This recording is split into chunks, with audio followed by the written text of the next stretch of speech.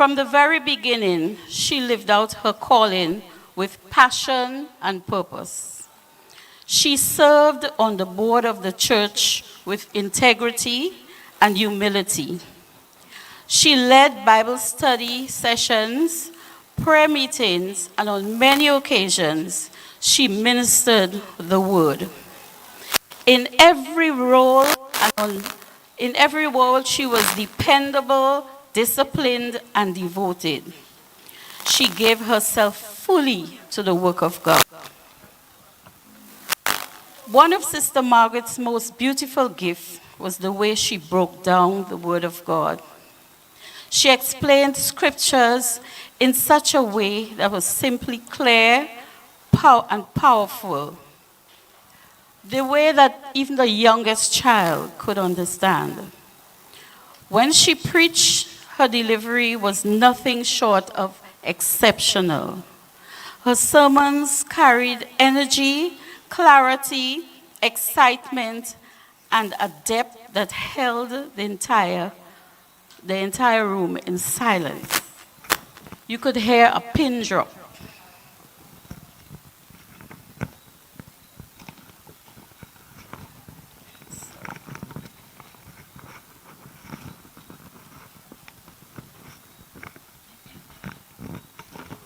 Few people possess the level of gifting but she did, and she used it faithfully. Sister Margaret was committed, compassionate, empowering, and dedicated. She was always ahead of time for prayer, always early for Bible study, never the one to be reminded, never the one to be encouraged. She came prepared, prayerful, and ready to pour into the lives of others. Beyond ministry, she also wore the hat of project manager in the church. She helped plan and execute various church activities over the years. Always organized, always dependable, always willing. Even in her illness, she never gave up. She remained hopeful, calm, and unwavering in her faith. She was not one to complain or be consumed by sadness. At the hospital, she held her Bible close, praying in her quiet moments, finding strength in the presence of God. Her final lesson taken from Psalm 33 was a lesson on thanksgiving. How fitting. Even in difficulty, her heart remained grateful. Grateful to God for life, for family, for ministry, and for his unfailing love.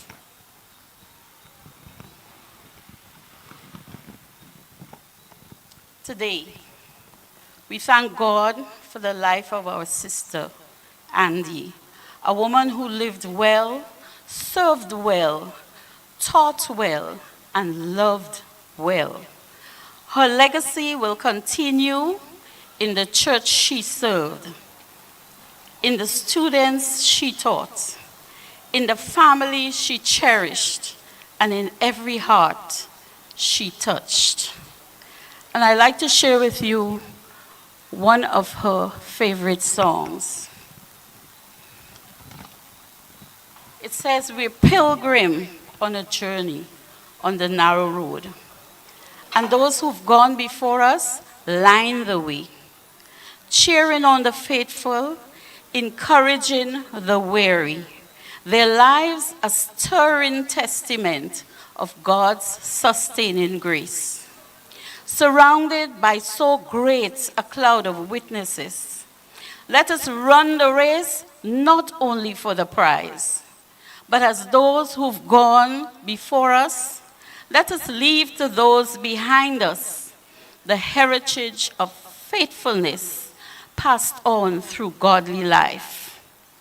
And after all our hopes and dreams have come and gone, and our children sift through all we've left behind, may the clues that they discover and the memories they uncover become the light that leads them to the road we each must find. So may all who come behind us find us faithful. May the fire of our devotion light the way. May the footprints that we leave lead them to believe, and the lives we live inspire them to obey. Oh, may all who come behind us find us faithful.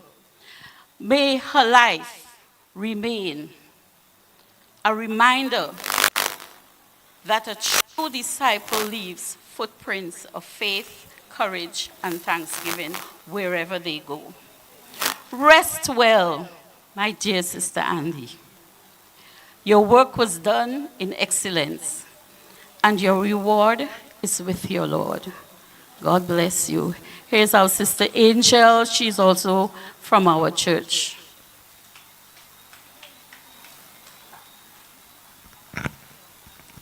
Well said, Sister Jennifer. Good evening, everyone. On behalf of the Wesleyan Holiness Church, I'm here today to give tribute to our sister.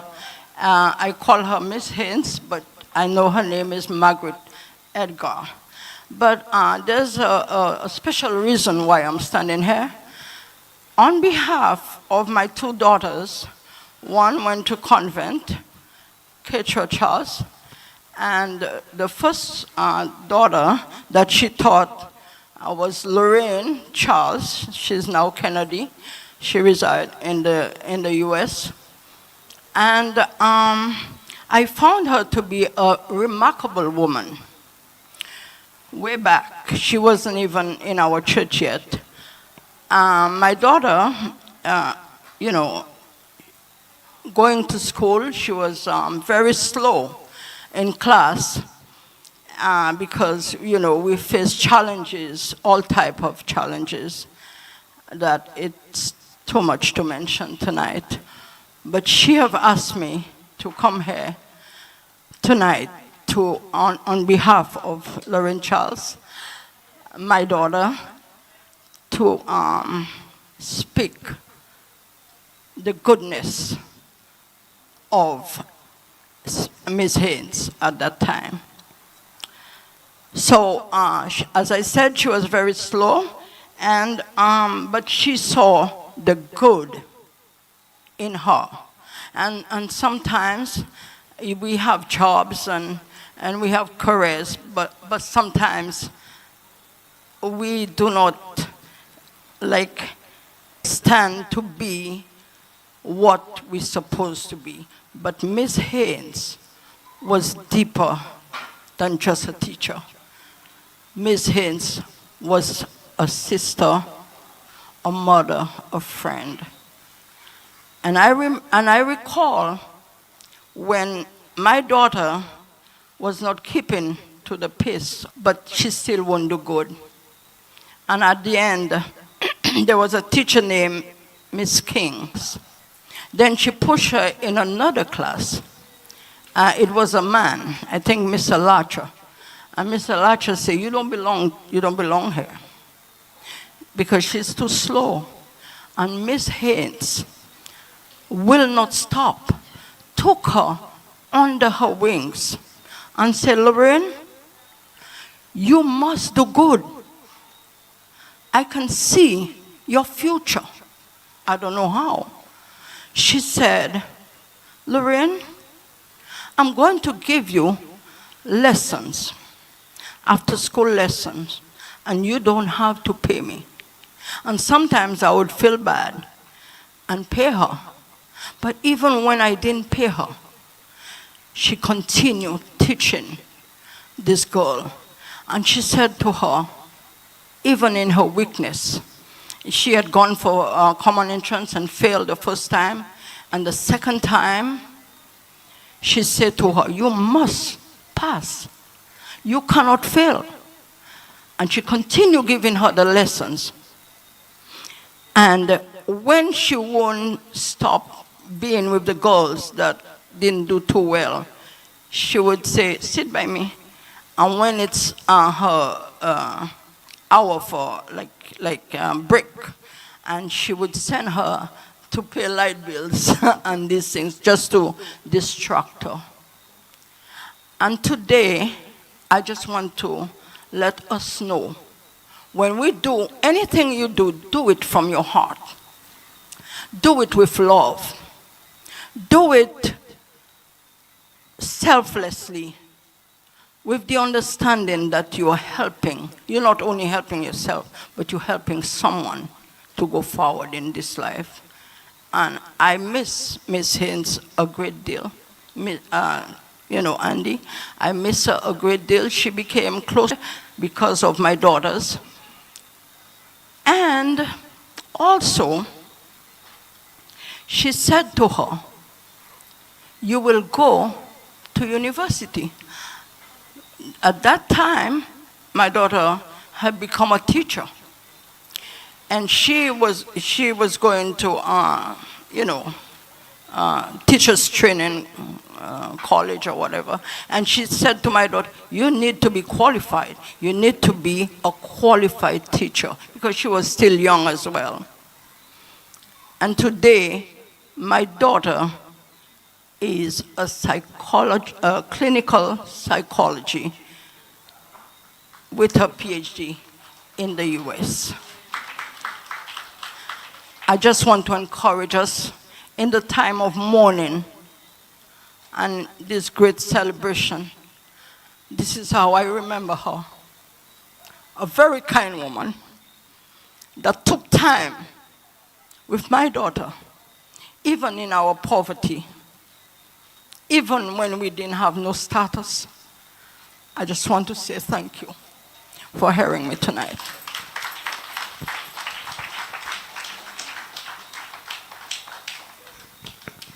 Thank you, Angel, for sharing those heartwarming words. And we want to also thank Ms. Hippolyte for speaking on behalf of the members of her congregation. We would like to take a moment at this time to acknowledge His Grace, Archbishop Malzer, who I'm told is in our midst. Welcome, Your Grace.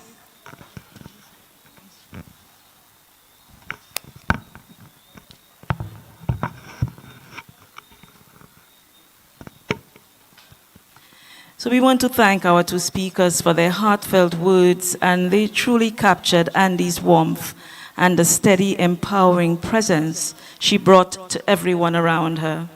As we continue celebrating Andy's life, we are reminded of how deeply she touched hearts through her leadership, her humor, her strength, and her nurturing spirit. At this time, we'd like to welcome our next speaker to share a little bit more of that legacy. It is with pleasure that I welcome our Chief Education Officer, Ms. Beverly Giordani, to address you.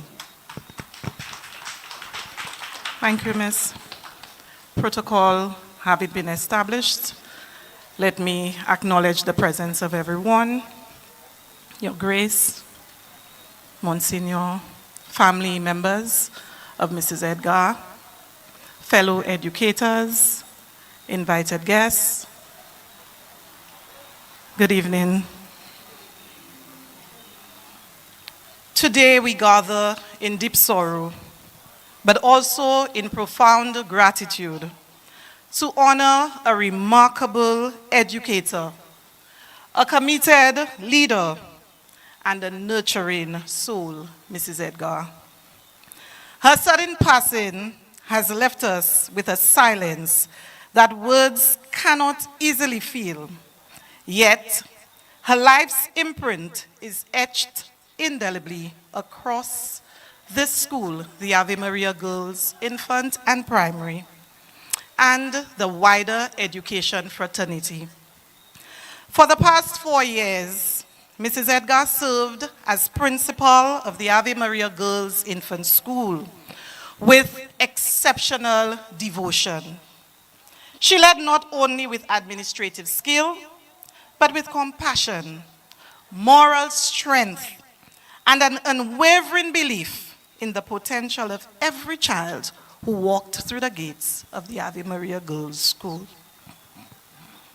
Under her stewardship, school culture flourished. Discipline strengthened, children thrived, teachers felt supported, and parents found in her a voice of reassurance and calm. Before her chapter here, she served many years at the St. Joseph's Convent and the Entrepot Secondary Schools.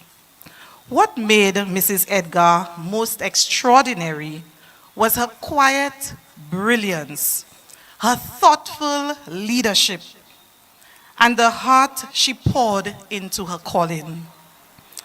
I will tell you, anytime Mrs. Edgar called me with regard to a situation at her school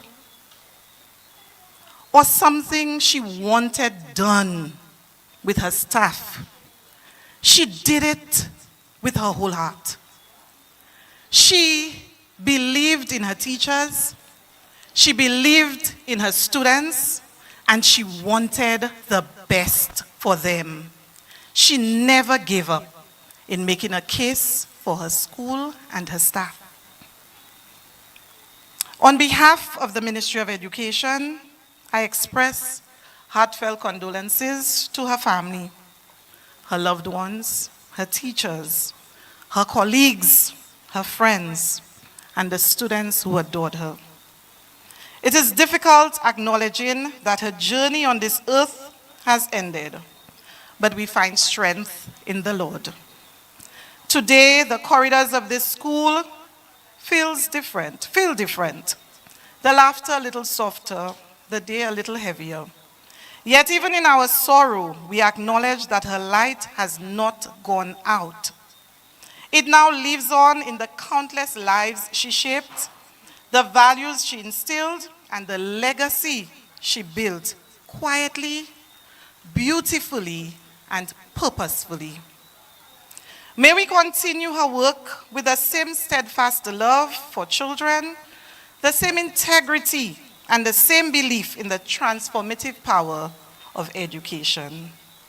May her soul rest in perfect peace, and may the comfort of God surround all of us who mourn her passing. Farewell, Mrs. Edgar. Your life was a gift to this nation's children, and your legacy remains a blessing to us all. Good night.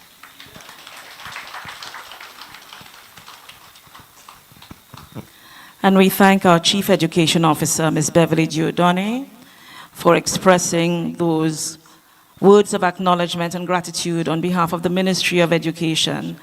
And indeed, she captured the excellence and professional ethics for which Andy was known throughout her tenure as a teacher. And thank you for those kind words. At this time, it is a pleasure to welcome the Ave Maria Primary School Choir, who will be gracing us with a musical performance. Please give them a round of applause as they make their way to the front.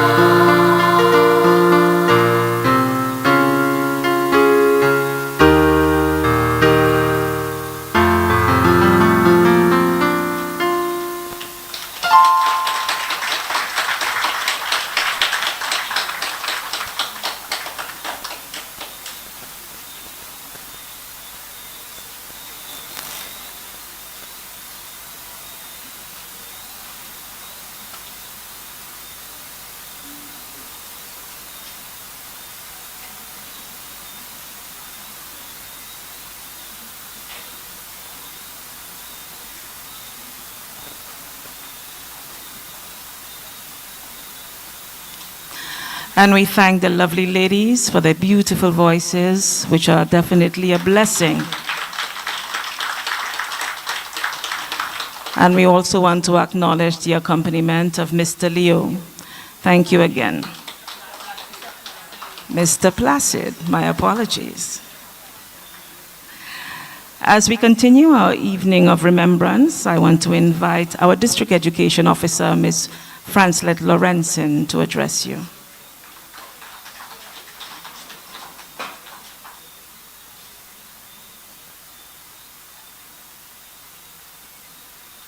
Protocol having been established, of course I recognize the presence of Your Grace. Pleasant good evening to everyone. Who was Andy to me? I'm a colleague of SJC, St. Joseph's Convent Secondary School, and of course, at that time, all of us who taught there, we were inculcated the ethos of the Sisters of St. Joseph of Cluny, which was one of service. And Andy served to the end. She served with every part of her being. When to support her family, the students were very sad because she was an excellent English language, arts and literature teacher. There's nobody who can test that one. Excellent. So it was a great loss for the students and of course the principal at that time. And when Andy returned to the education sector to serve at the Ave Maria School, Ave Maria Infant, I was very happy. It was during my tenure because I knew what she came with. I knew because I served with her at St. Joseph's Convent Secondary School as a fellow teacher. And eventually she taught at the Entry Post Secondary School, and I knew what Entry Post Secondary was going to get. As an excellent teacher, she had a legacy of excellence, and then when this school became available as the post became vacant here at the Ave Maria Girls Infant School, I knew what we would be getting when Mrs. Edgar, that's when she became Mrs. Edgar, became the principal of the Ave Maria Girls Infant School. So for me, it was a gift, it was a blessing. I remember a personal experience while she was principal of the Ave Maria Girls Infant School. I brought my daughter to the school. They were putting the creche together. And she took her by the hand and she placed her in the creche, and it was like she was part of the family. And I said to myself, that's where she's supposed to be.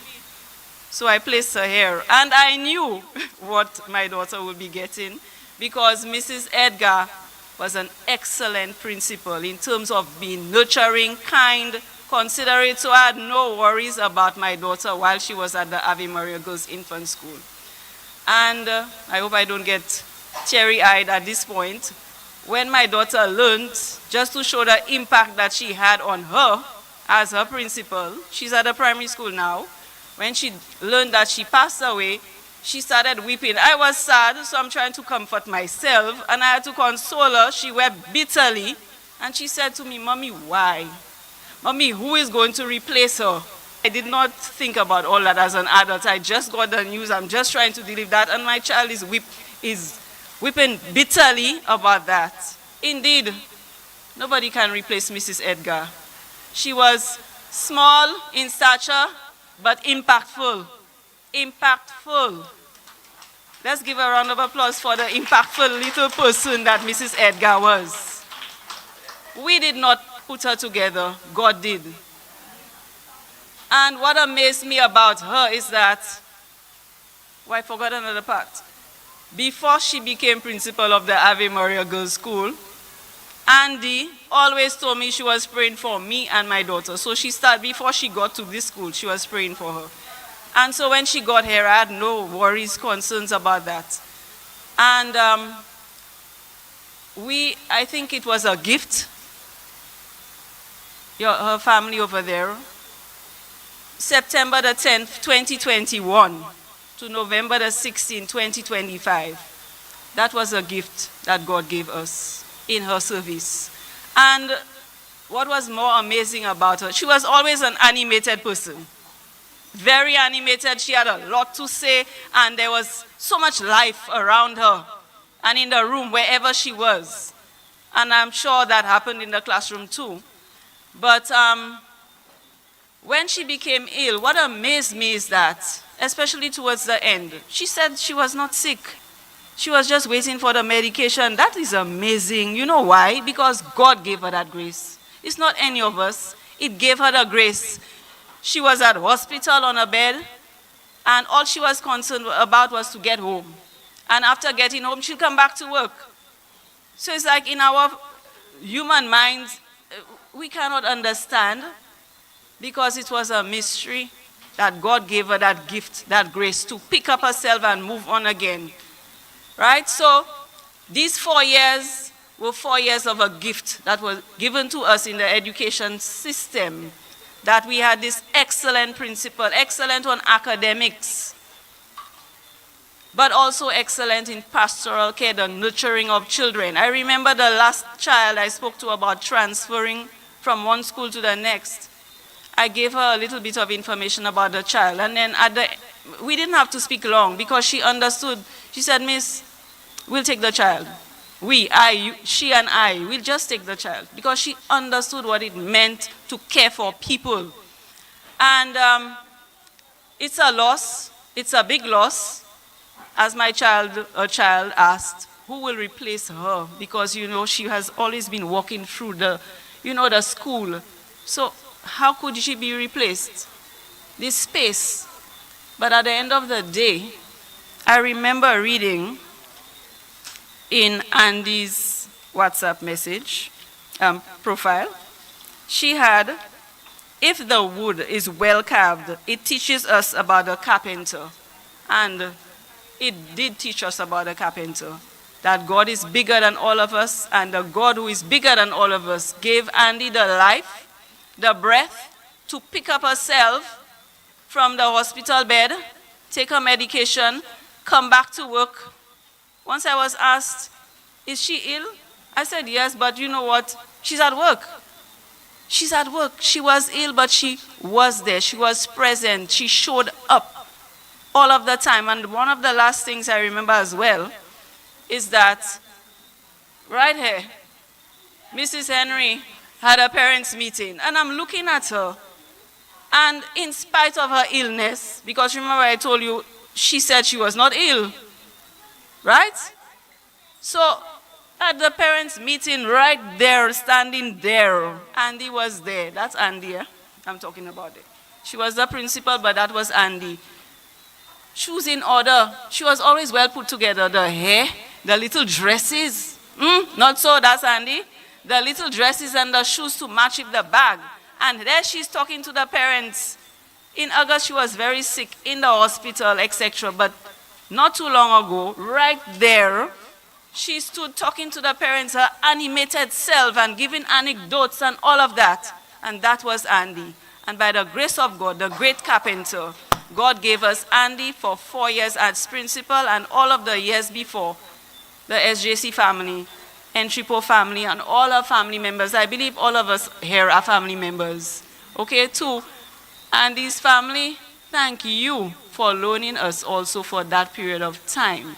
And because she blessed so many persons, especially the children, will remember her goodness, her kindness to them, you will receive blessings with an abundance that you will never know. So we say, yes, it is a sad evening for us, but because we will be able to cherish the good memories, we will be able to live, these memories will be able to live in our hearts so that we can remember our dear Andy, our dear Mrs. Edgar, whatever she was to you, at whatever time in her lifetime or yours, we must always remember to say thank you to our Heavenly Father for the gifts of people that He graces us with, and to remember, to uplift each other at all times whenever we have the opportunity, which is what she did.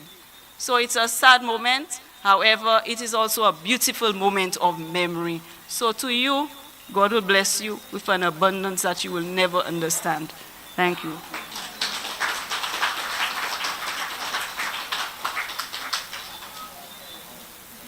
And we thank Ms. Lorenzen for capturing the essence of Andy's dedication, grace, and strength.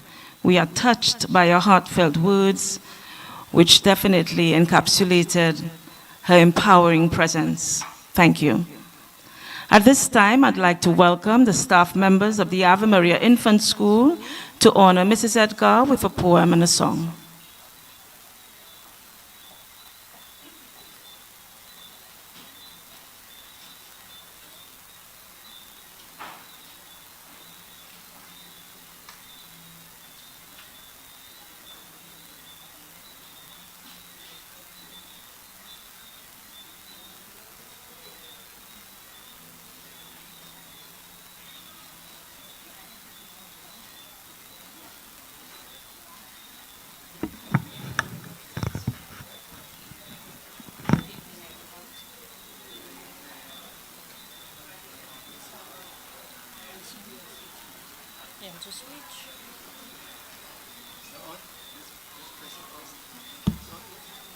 Switch. Okay. Yeah. Can everyone hear me now? Yes. Okay.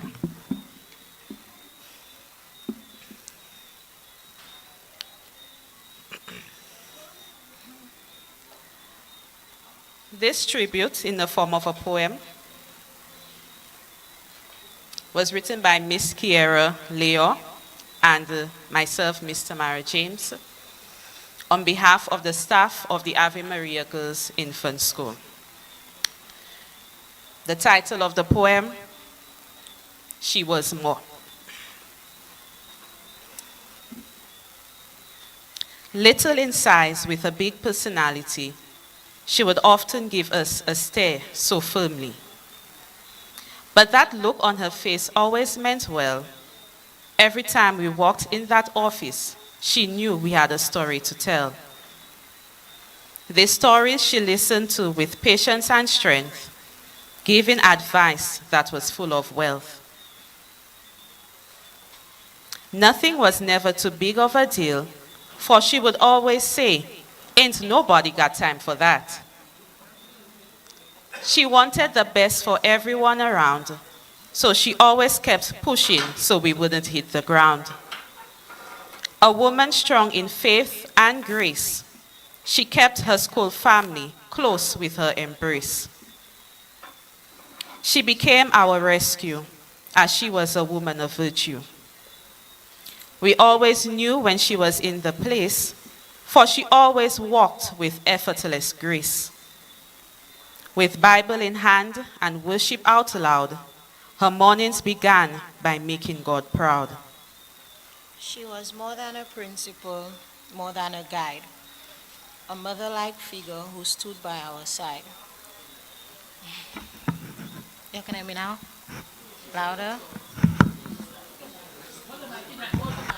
That's better? Okay. She was more than a principal, more than a guide, a mother-like figure who stood by our side. From corrections to praise, from gentle to firm, she shaped who we are with each lesson learned. Her office was a refuge, just sitting on the floor, a quiet escape we kept running back for.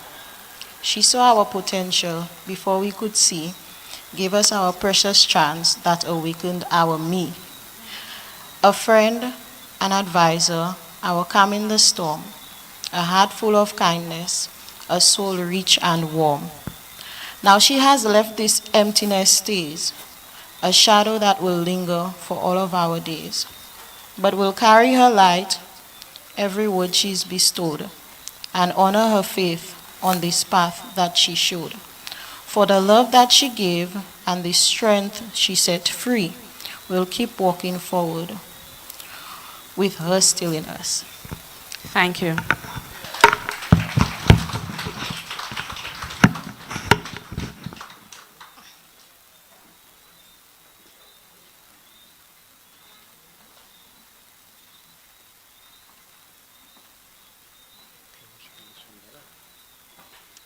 Good evening. I just want to say, just before I sing, life is a journey, And in that journey, most specifically speaking, spiritually, we are not capable of guiding ourselves. I thank God for having met Margaret. I must say she was a beautiful woman and a lovely lady.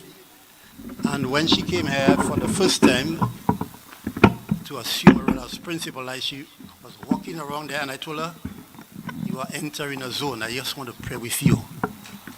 And we prayed, and I must tell you, I love this lady. God bless her. As she journeyed here, she really blessed the lives of many people. For myself, she was a blessing to me. So this song is entitled, Hold My Hand. Once I stood in the night with my head bowed low on the darkness as dark as can be. Then I stood there alone with my head bowed low, and I said, have mercy on me. Hold my hands all the way, every hour, every day, from here to the great unknown. Take my hand, let me stand when no one stands alone.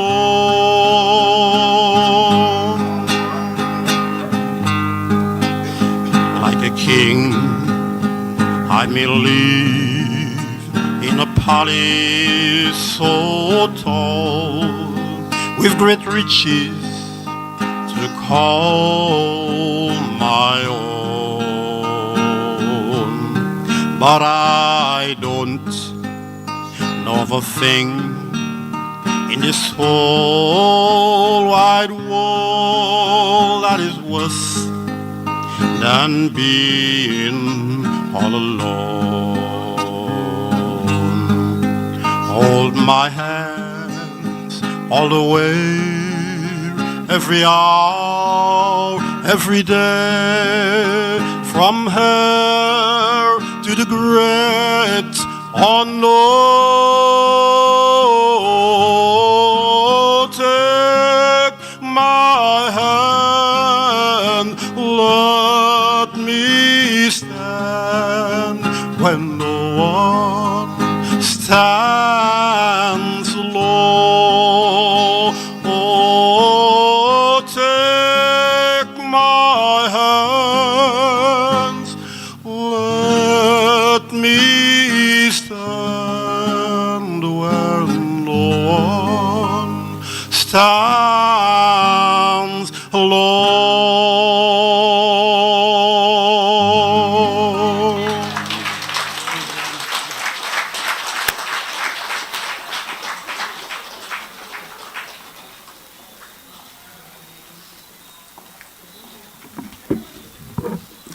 Thank you, Mr. Romulus, and we also want to say thank you to Ms. Leo and Ms. James for speaking on behalf of the Ave Maria Infant School. At this time, we welcome Mrs. Antoine Thomas to speak on behalf of the Ave Maria Primary School.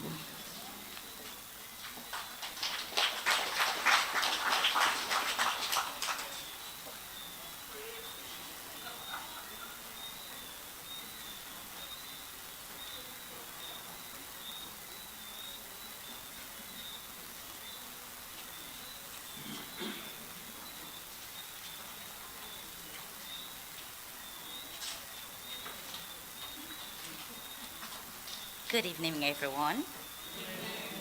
Permit me to respectfully greet all esteemed guests, all who made this evening possible, but more especially acknowledge the family of our beloved Mrs. Edgar. Today we honor the life and legacy of Mrs. Margaret Haynes Edgar, a devoted principal, a woman of profound faith, and a shining light within the Ave Maria Girls' School community. Though her spirit never dimmed through her struggles with cancer, Mrs. Edgar, who passed away on Sunday, 15th November, left a legacy of love, service, and unwavering dedication.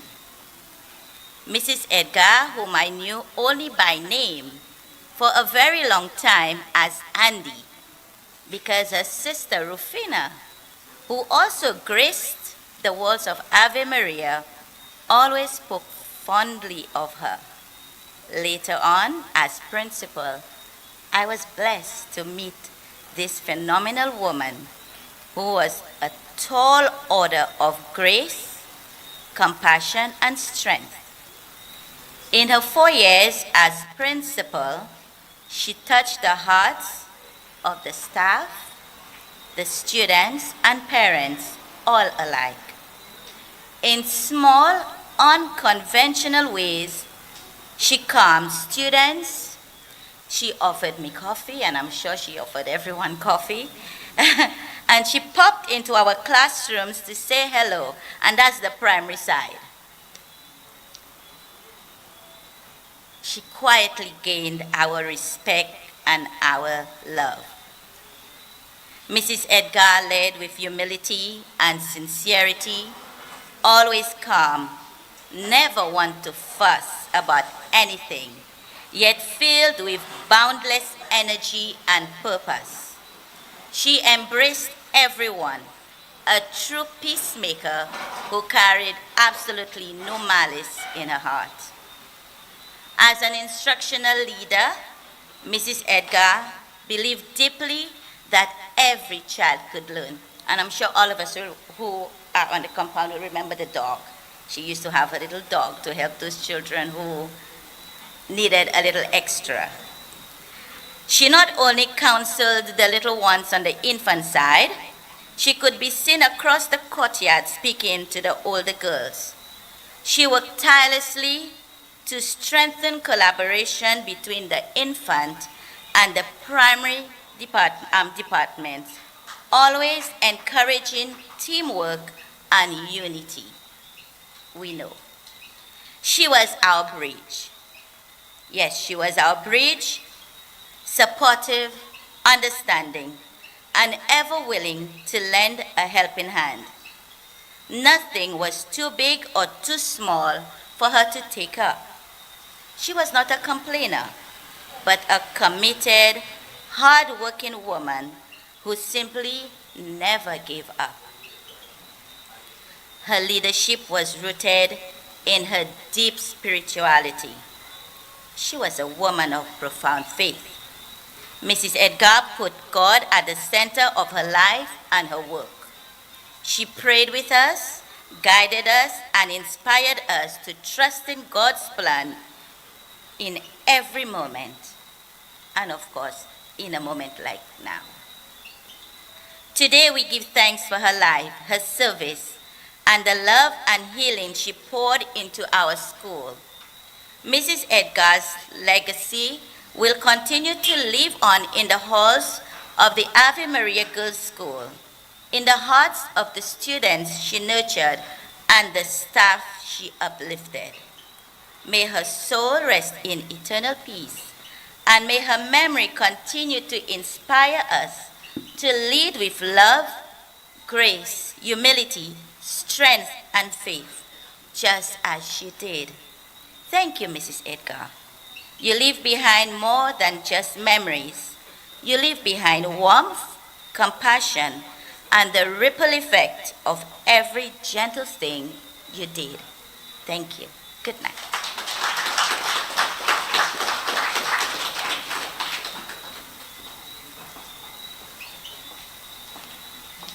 And we thank Ms. Thomas for echoing the profound effect of Andy's uplifting and profoundly spiritual nature. At this time, I would like to welcome Melissa Inglis, who will do a tribute in song.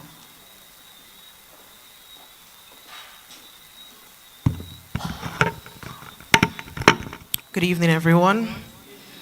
When words are hard to find, music has a way of expressing how we feel. So this is a song, a tributing song for Mrs. Edgar.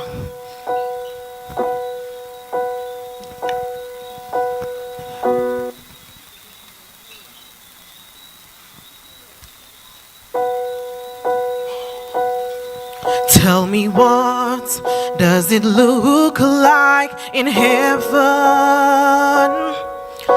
Is it peaceful? Is it free like they say? Does the sun shine bright forever? Have your fears and your pain gone away? 'Cause here on earth it feels like everything good is missing since you left. And here on earth everything's different. There's an emptiness. Oh, I hope you're dancing in the sky, and I hope you're singing in the angels' choir, and I hope the angels know what they have. I bet it's so nice up in heaven since you arrived. Tell me, what do you do up in heaven? Are your days filled with love and light? Is there art? Is there music and invention? Are you happy, or are you more alive? 'Cause here on earth it feels like everything is missing since you left. And here on earth everything's different. There's an emptiness. Oh, I hope you're dancing in the sky, and I hope you're singing in the angels' choir, and I hope the angels know what they have. I bet it's so nice up in heaven since you arrived, since you arrived.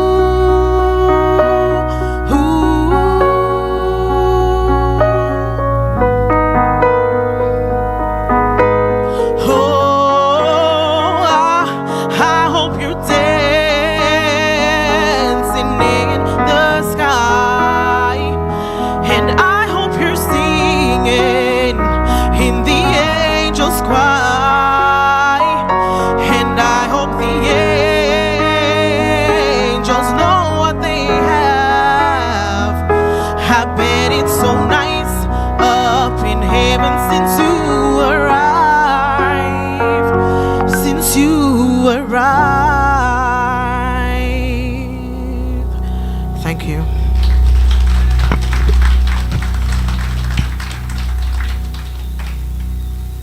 And we thank Miss Inglis for a powerful and moving performance. At this time, we continue our tributes as I welcome to the mic the President of the National Principals Association, Mr. Neil Fontenelle.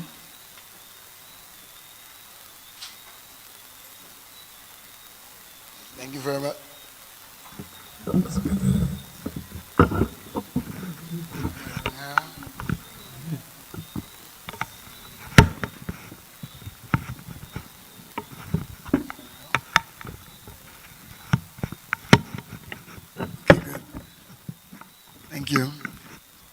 Let me recognize His Grace, the Archbishop, Monsignor Anthony, the Chief Education Officer, Ms. John, General Secretary of the SLTU, the relatives of the late Miss Edgar, the other invited guests, the staff, and I think some of the students are here as well. Good evening, everyone. It is with profound sadness that I am here before you today. It is not usual for the NPA to be bearing one of our own while they're in active duty. Usually when we have funeral and tributes of this nature, it's usually for a former principal, a retired principal. But it is extra sad when we have a principal in active duty pass away. I did not know Mrs. Edgar personally. In fact, unfortunately, when she became a principal, she fell ill soon after, I believe. So she did not really get an opportunity to interact with us on an NPA level at our different activities, at our conferences, and so on. But when I speak to people about her, the adjectives that come across: gentle, humanitarian, God-fearing, kind. And when you hear those words, you get a sense of understanding the nature of the person. I have a lot of respect for infant school teachers and principals, because at that age, the kids are always around you. They always want a hug. They always want to touch you. They always want your attention. So it takes a lot of patience for a principal of an infant school. And that says a lot about her character. But what really hit it for me was when I visited the teachers 2 Mondays ago. After her passing, I came to the school, and the cloud of sorrow, the somber attitude that was on display by the teachers. I spoke to them. It was a week after. They were still in shock. They had not come to grips with the passing. Some of the students were still crying, and that says a lot about the value of the person and the indelible mark that she has left on this institution, an Ave Maria Infant Institution. And I would just like to take this opportunity to again extend my sympathy to the family, to the staff who were like her extended family as well, and of course the students at the school who I am sure are very, very affected by this void that would have been left. And somebody mentioned earlier on the shoes that will have to be filled in that vacant space. And whoever it is, you will have very, very big shoes to fill. And I wish you all the best. So once again, accept my sympathy for everyone. Have a good evening.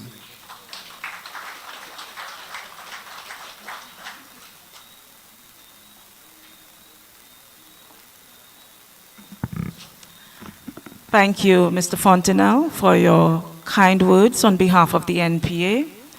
We continue our evening of remembrance with a contribution from Mrs. Edgar's past principal. I welcome at this time the principal of the Entry Post Secondary School, Mr. Andrew Scott. I knew that was sounding wrong whilst I was saying it. Tonight is a night I will remember very well for many reasons. Let me do that again. It is my pleasure to welcome Mr. Arthur Scott to address you at this time. Pleasant good evening to everyone. As was said, good evening. As was said, my name is Arthur Scott, and my brother sends greetings from the United Kingdom. If it would be allowed, protocol being established, I would like to move into the business of remembering our dear friend and colleague, Mrs. Margaret Haynes Edgar, a wonderful lady of God. I remember her coming into the Enchipo Secondary School and being part of the English department. There, Mrs. Edgar served with distinction. And Mrs. Edgar had that love for her girls, always making sure that they could be groomed, that they could grow to understand that it is not just do as you please and say whatever you want, but there is a particular decorum. And with her being from the old school, grounded in the principles that would make of a woman, she tried her best at our school to reach our young ones. And I could tell you for the number of years that she served at the Enchipo Secondary School, I can tell you it was marked with quality, making sure that she made an impact as an educator. Mrs. Edgar, as a woman of God, I think she served very well, and she tried to live her life in a way that others would emulate. I have had many experiences with our parents, even with the disciplining of their children. And for me, what would help me pass the time is just remembering when Miss Edgar would come in and we would sit down. We would go over the situation at hand. And she had that little wit about her. And we would be able to sit down there and have a laugh. Because we are seeing that times are changing. But she always tried her best to reach these young ones. And so for me, I feel so good that even when the opportunity came for her to become a principal, I felt this is a step in the right direction. And I know it is a Catholic school and everything else, but everything is left in the Lord's hands. And the day came when she came smiling to me and says, Mr. Scott, I got through. God be praised. And I believe Miss Edgar being here and serving, I believe we are all on the same page in realizing the wonderful personality we had in the person of Mrs. Edgar. She loved her kids. She loved humanity. She loved to serve and she loved to be, of use. She loved to assist. When she fell ill, I know it was a tough one on her because we are neighbors. We live in the same area. And I saw her struggle. She would come to school. As was said earlier, she would not want to stay at home. She would want to come at school and occupy herself with the children in her care. Mrs. Edgar was a gifted lady. Gifted. And the Lord allowed for her to be with us, to share with us until that time when He would choose to call her home. Inasmuch as we are sorrowful on one part, but we can rejoice and we can delight because at the end of the day, the Lord chose to give her to us, that we can share, that we can grow and build a community. I felt especially proud when recently we were at a function at Harbor Club and we were able to take our last photograph together. Some of the principals who were there, we remember that. I think I was the lone man there, the lone ranger, But it was just good to see Andy there. And to move from a teacher, if I remember correctly, a teacher at the Methodist school, if my memory serves me right. She served with my brother, Andrew Scott. And then she came to the Enchipo Secondary School to serve with his brother, Arthur Scott. And then she was elevated in status to become the principal. And so we have met on many climbs. All I could tell you is that the Lord is in full control. And the Lord continues to bless even when sometimes we do not see. But the Lord has the all-seeing eye and He knows. He knows the desire of our hearts. And I know wherever she is right now, she might be watching us and smiling. Because at the end of the day, I think she lived a good life. She lived a pleasant life. She tried her very best with everybody who she came in contact with. Her husband is here, and I'm so happy, sir, that you are here. Condolences from the entire Enchipo staff. And all I can tell you there is that you had a wonderful wife. Her desire was always to serve, to share, to care. And at the end of the day, I believe that we are all here to give that testimony of the good things that she has done. I would just like to wish her family all the best. The education sector, Chief, if you would allow me to say that, has lost a stalwart, a mighty woman of God. And I just hope that as we move on, we can just remember all the things that she has done to bless our hearts and to pave the way as the younger ones come up and take up their role in society. We need that now more than ever. She has left her mark. May her soul rest in peace. Thank you.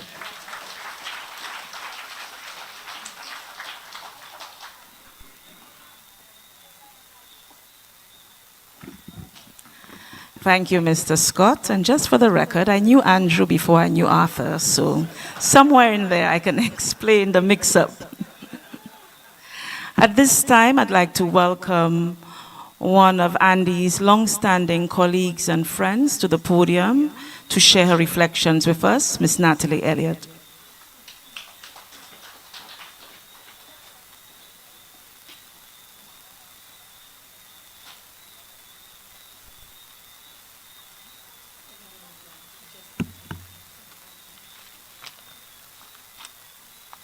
Let me acknowledge the presence of His Grace, the Archbishop,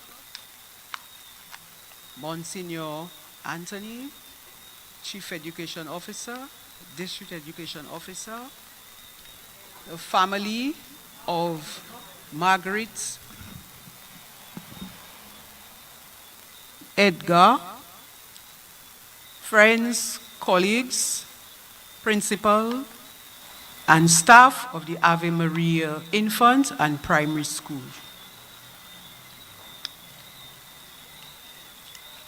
It is with a heavy heart I stand here to honor a woman, a cherished friend and past colleague, whose presence enriched every life she touched. My friendship with Andy began in 1992 when we were doing our first year UWI program at the Sir Arthur Lewis Community College. Back then, we formed a small study group with fellow students. We had a tight clique, and my budding friendship with Andy was further cemented when we both selected Mona Campus, Jamaica to complete our bachelor's program between 1993 and 1995. We became roommates in Jamaica, and our years of study were filled with late-night conversations, shared dreams, and an unbreakable bond. In 1994, she stood right beside me as I went into labor with my firstborn child. I was afraid, clueless. Andy immediately galvanized into action. She contacted the landlady, arranged to carry me to the hospital. She called the doctor. And luckily she did that because the pregnancy was a difficult one. The baby was breached and I had to have an emergency C-section. If Andy had not called the doctor, Lord alone knows what would have happened. That moment, like many others we shared, and we shared numerous, will remain etched in my heart forever. After graduating in 1995, we continued our journey together as colleagues, teaching side by side at St. Joseph's Convent. We knew everything about each other, our families, our fears, our joys, our sorrows.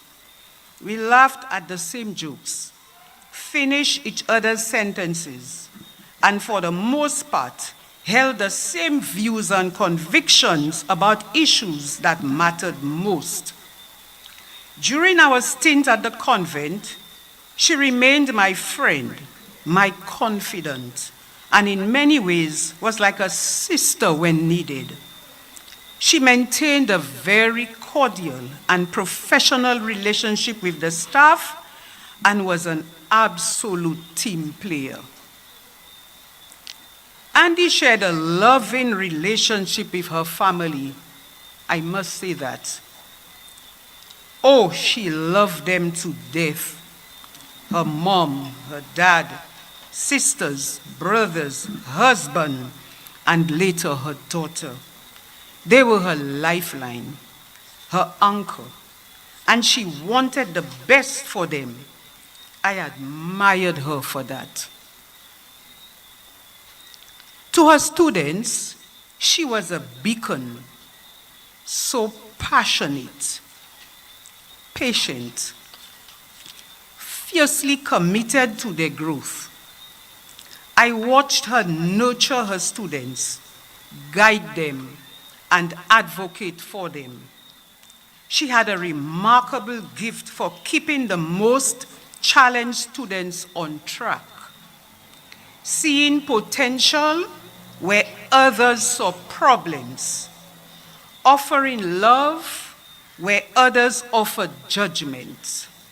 She was fair, unbiased, and deeply compassionate, shaping not only their minds, but also their hearts.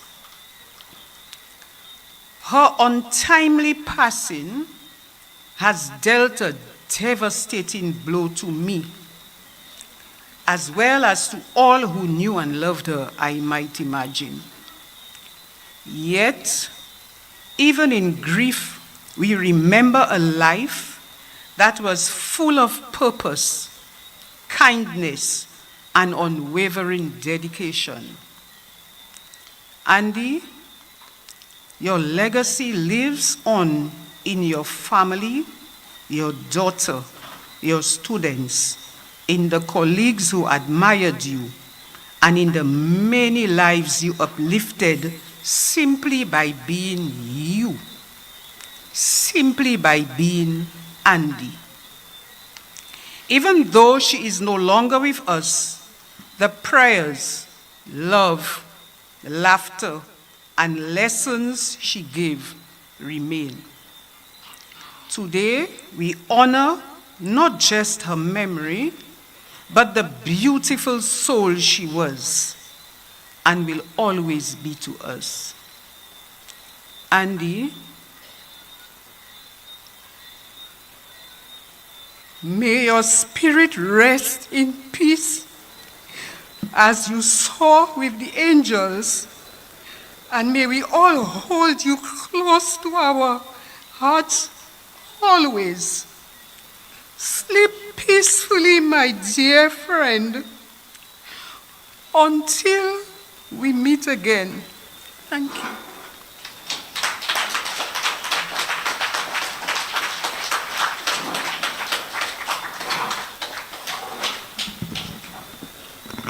And we thank Ms. Elliott for sharing her vivid memories with us and for capturing Andy's joy, compassion, strength, and her unique ability to touch all those that God placed in her path. Thank you, Natalie. I would like to welcome at this time one of her past students, Ms. Rejane Prevel, to say a few words about the impact that Ms. Edgar had on her.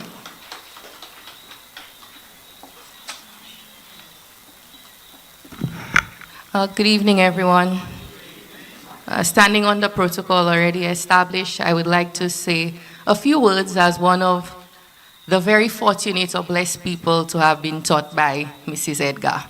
But context first. St. Lucia is a small place. Before I knew Mrs. Edgar, the teacher, I knew her as Andy or Miss Andy because my childhood best friend was her neighbor. And so, growing up, going to my friend's house, there was always Andy, who lived next door.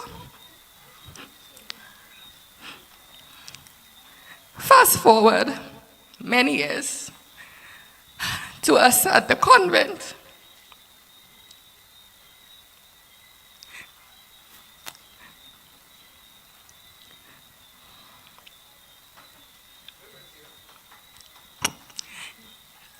We would have probably been in Form 4. We were in Form 4 at the time.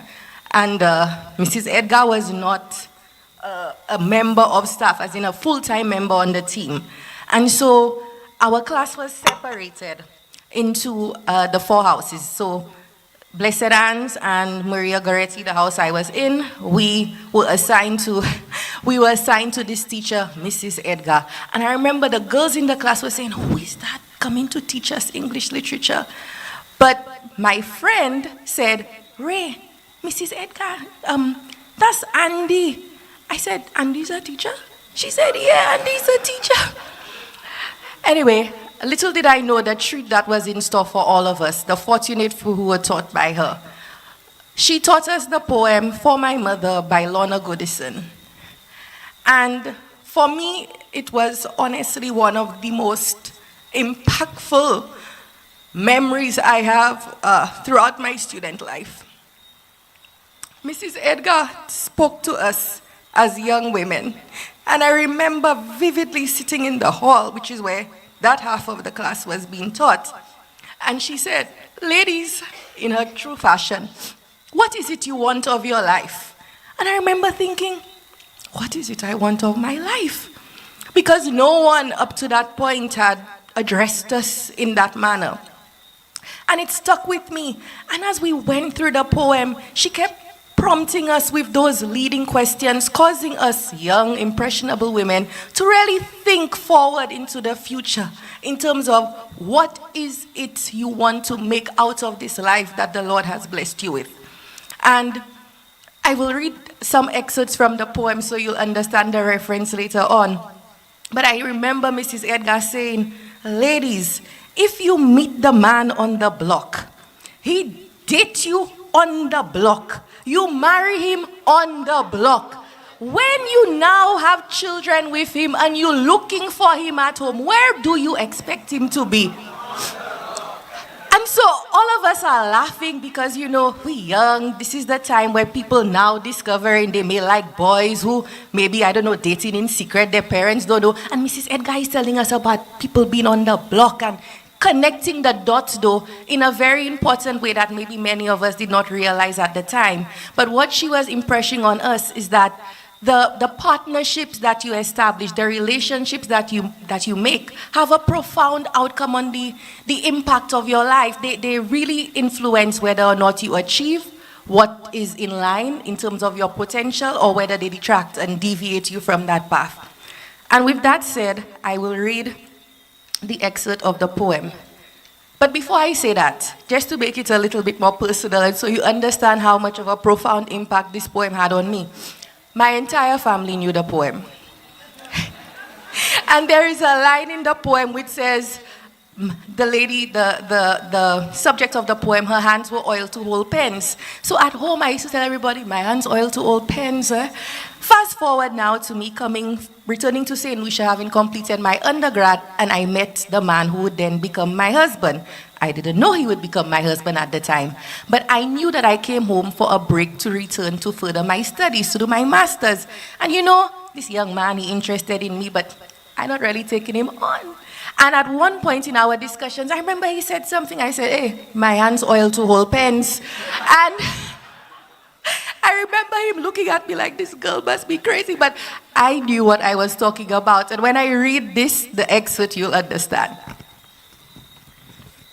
For my mother, may I inherit half her strength by Lorna Goodison.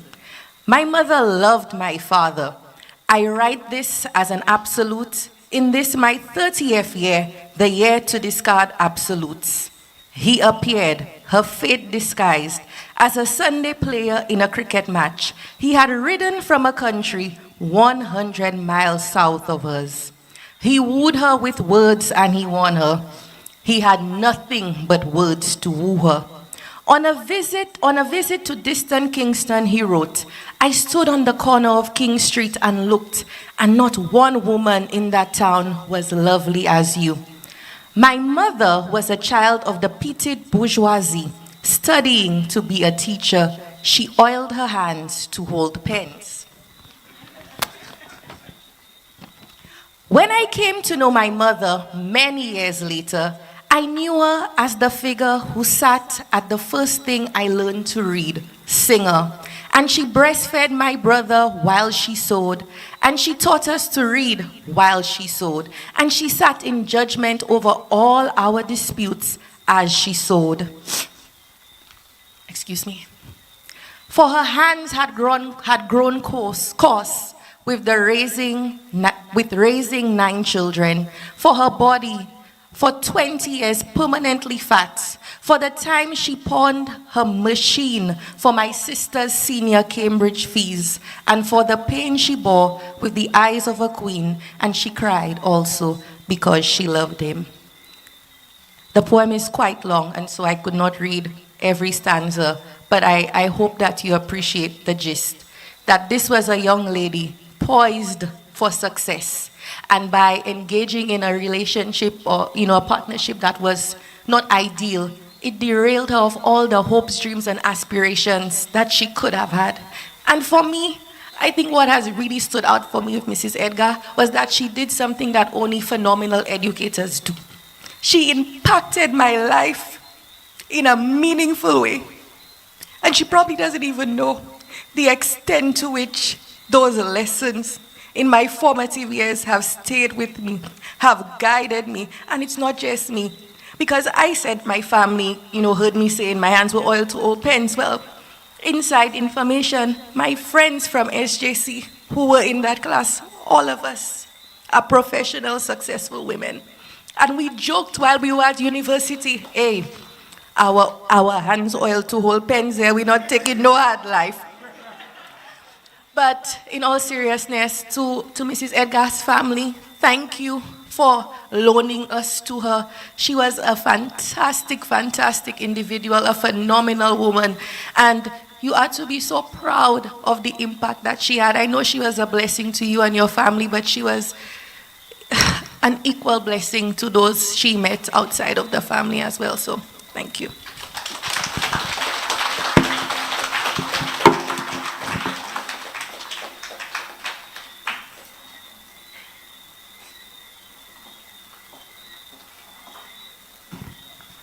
Thank you, Rejan, for your heartwarming and numerous recollections, and for sharing the impact that a truly phenomenal teacher has upon a student. Thank you so much. This is getting harder and harder. It is a pleasure this time to welcome Ms. Vanetta John to address you, and she's doing so on behalf of the St. Lucia Teachers Union. Thank you. Permit me to adopt the protocol already established, but of course there's a little bit of misguidance here. So whilst I am doing that in my official capacity as General Secretary, I need to continue with the impact. And of course, I am a product of the St. Joseph's Convent. I will not drag you through it all, but I can tell you that during my stay and my instruction, in the business of good education and instruction, we had the likes of Dr. Felicia, we had the likes of former principal of the Ave Maria Infant, Claudia Edward, and we also had the likes of Mrs. Edgar. They instructed me with English literature. Fast forward, I am a student. I was a student, I'm an individual, and I hold my first degree in English literatures from UWI because of that kind of impact and quality of teaching from the SJC. So there you have it, somebody who certified that kind of love for language and English literature because of people like Mrs. Edgar. So to the family, I say to you, you had a very impactful individual, and I am a product of that. And of course, I am a teacher by profession. So down to the business of the SLTU, on behalf of the St. Lucia Teachers Union, we express our deepest respect and heartfelt condolences to the family, colleagues, and students of the late principal, Mrs. Margaret and Edgar, whose passing has created a significant void in our school community. The SLTU extends condolences, therefore, to the staff of the Ave Maria Infant School. Principal Edgar was not only just an administrator, she was a devoted educator with many years as a teacher before becoming a principal. She was a compassionate leader and a reliable partner to her teachers and the staff that she served. Throughout her time with us, she advocated for professionalism, and advocacy is not only when we march the streets. Our everyday upholding of what is right is a form of advocacy for professionalism, excellence, collaboration, and she upheld the dignity of the teaching profession. That, of course, is some of the values and the fundamentals of our union. Unfortunately, during my many walkthroughs at the infant school, I was unable to connect with Mrs. Edgar as a principal. And of course, when the news came in, I understood why, that my presence was always met with her absence. It would be remiss of me, colleagues, teachers, not to address you and to remind you that life is fleeting. And therefore, we must enjoy family, we must enjoy friends, we must work hard, remain professional. We all have struggles. However, at the center of it all, we must put God. And to all those who know me, all those who know my early morning post, every post on the morning reads, "Don't forget to pray." To Principal Edgar, we thank you for your leadership, your integrity, and your belief in the power of education. Your impact lives on in every classroom, every corridor, and every life you touched. From the St. Lucia Teachers Union, with respect, sincerity, and solidarity, we thank you.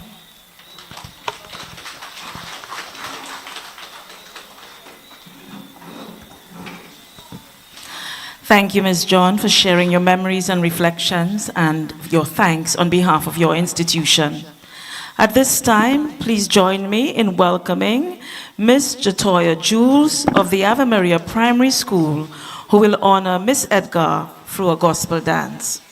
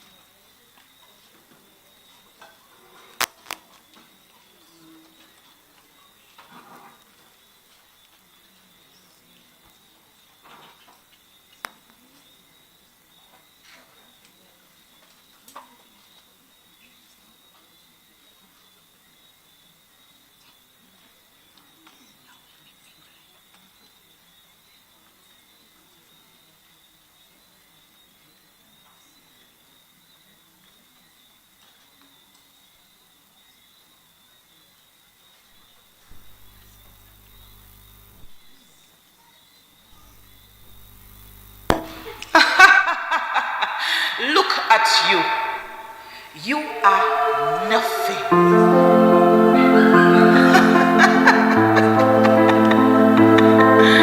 You will never mount up to anything.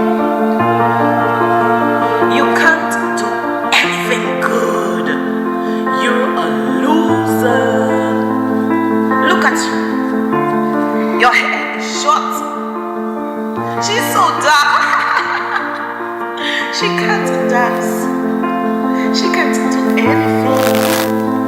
You're not my friend. I don't want to be your friend. Why don't you just die?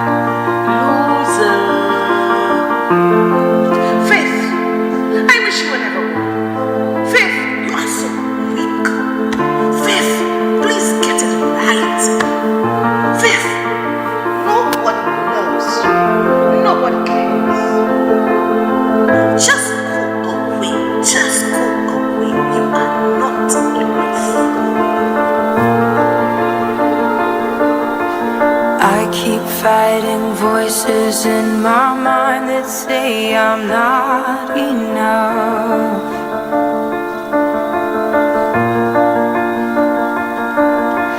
Every single lie that tells me I will never measure up.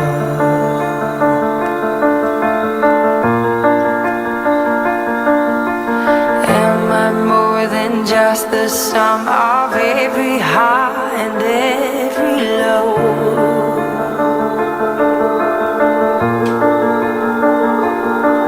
Remind me once again just who I am, because I need to know. Ooh, you say I'm loved when I can't feel a thing.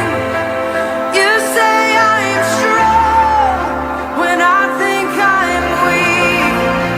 And you say I am held when I am falling short.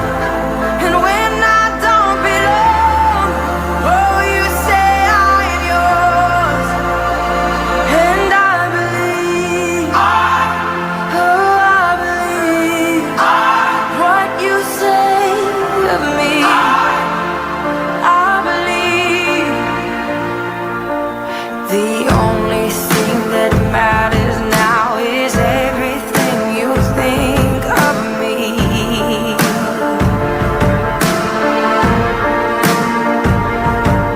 In you I find my worth, in you I find my identity. Ooh, you say I'm loved when I can't feel a thing. You say I am strong when I think I'm weak. And you say I am held when I am falling short. When I don't belong, oh, you say I am yours.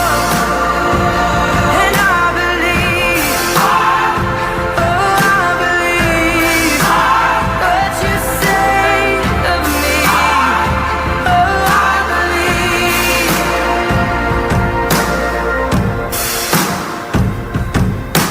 Taking all I have and now I'm laying it at your feet.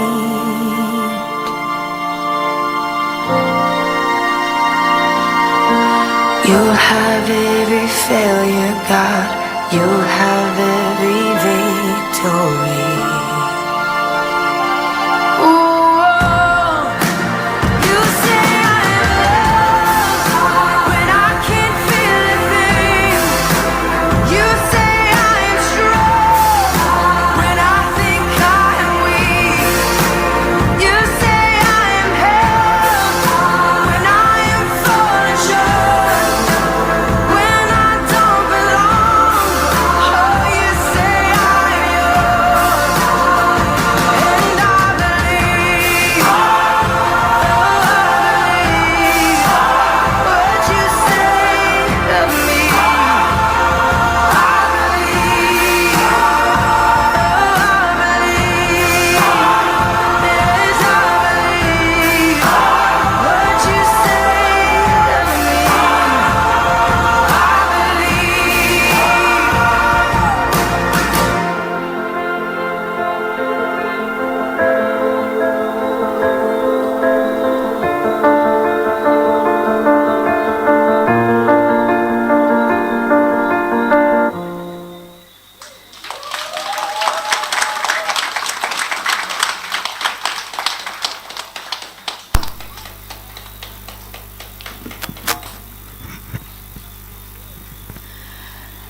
Let's applaud Miss Jules for a moving and impactful performance.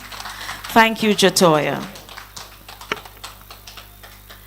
At this time, I welcome a colleague and friend of Miss Edgar from the Entrepot Secondary School to share her reflections, Miss Charlene Dossery.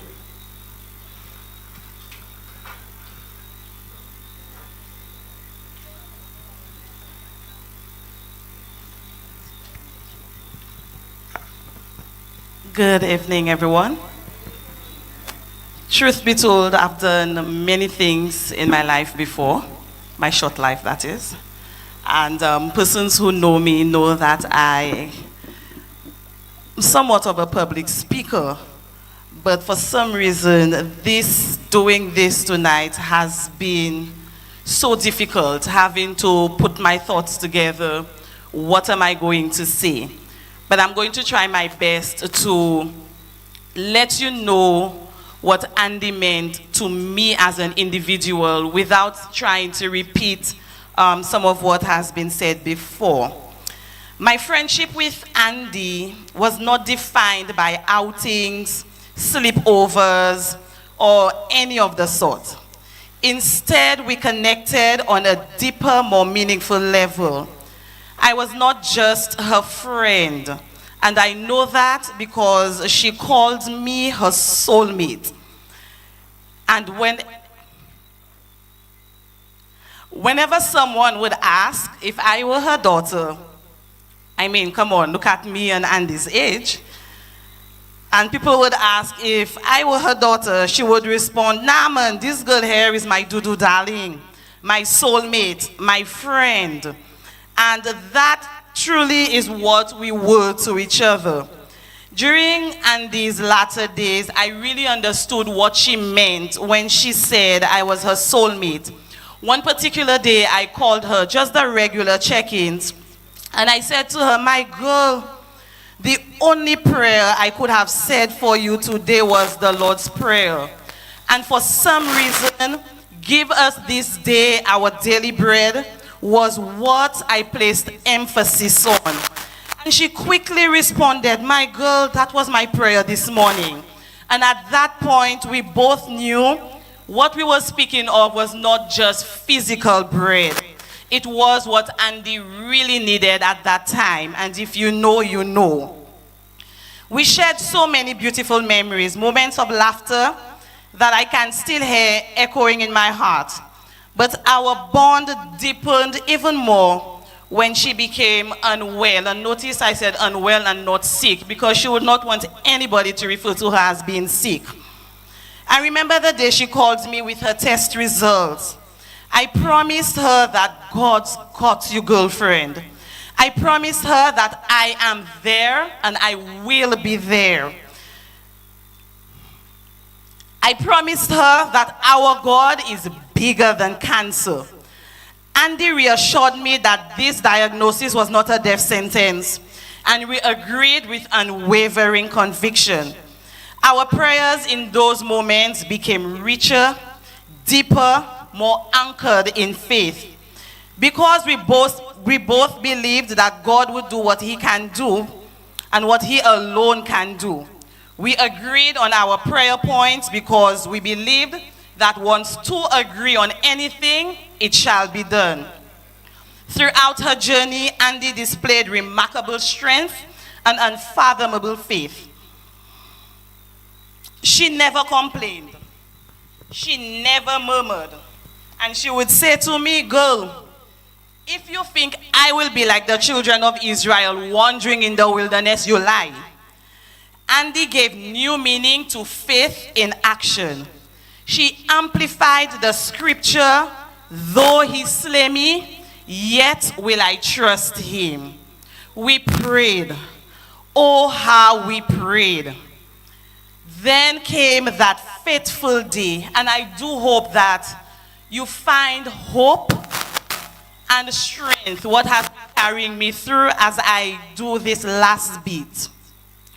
That fateful day, that Sunday morning, I woke up and the usual check-ins. And I got the message from Andy, simple message, my Dudu, I need you. I had no choice but to show up at the hospital that day. I walked into the room and all I felt was the need to pray. I prayed for my friend fervently. Through tears, I prayed over her life. I prayed for strength for her. I prayed for healing. And even in her weakness, she agreed with every single word I said. She agreed as I asked God to forgive her of all her sins, known and unknown. She agreed as I pleaded with God to heal her not just physically, emotionally, and spiritually. She agreed as I interceded on her behalf, asking God to ease any pain and discomfort and to grant her peace. And when I said that part, she looked at me quietly and she whispered, I'm not in any pain. My prayers turned to worship that day. I sang, and anybody who knows me know I cannot sing, but I sang that day at the hospital. I prayed over my friend and with my friend. I declared scripture over her life, and she agreed with me every single step of the way. That day at the hospital, we spoke, we laughy people. I stand next to her, and we laughed. I remembered saying to her, but my girl, you don't even check my shoe yet. I mean, let me see it. So I put my feet all up on the hospital wall. And I tell her, look it, my girl. And she went, why, where you get that one from? I tell her, my girl, Sheen, I get a new one too. Right there that same Sunday at the hospital. That final moment with my friend, I believe, summed up our entire friendship. We said, I loved you to each other. We laughed together that day. We worshiped God together that day. When it was time for me to leave, I told her, Andy, I don't want you to hold on to Jesus. Let Jesus hold on to you, please, my friend. I prayed one last prayer for her. Very simple prayer. Lord, I leave my friend in your care. Do not send a representative to be with her. I want you to leave the splendor of all heaven, come down and camp next to my friend in that very same hospital room where we are. That was my last prayer. And as I pleaded with him, I said to him, carry my friend, please, Lord, I beg you, carry her. Comfort her for me. Heal her, that's what I want. But little did I know when I asked God to carry my friend, that he would literally carry her out of this world, out of my life. Before I left the hospital, I kissed her on her forehead for a very last time. And I said to her, my Dudu, I will see you tomorrow. Just know that I love you, and I promise you I will see you tomorrow. And I do have that hope. A hope that is not in this world, but a hope that lies in Jesus and in the resurrection. And they fought the good fight of faith. She ran her race with courage and with grace. And I promised her that I will keep my faith, because I fully believe that I will see my friend again. I have shed many tears, but believe me, they're not tears of hopelessness. They are simply the language my heart speaks now, as it grieves the loss of someone so precious and so dear to me. So my girl, my friend, my Andy, my Dudu darling, your soulmate will see you when the roll is called up yonder. I am striving to be there too.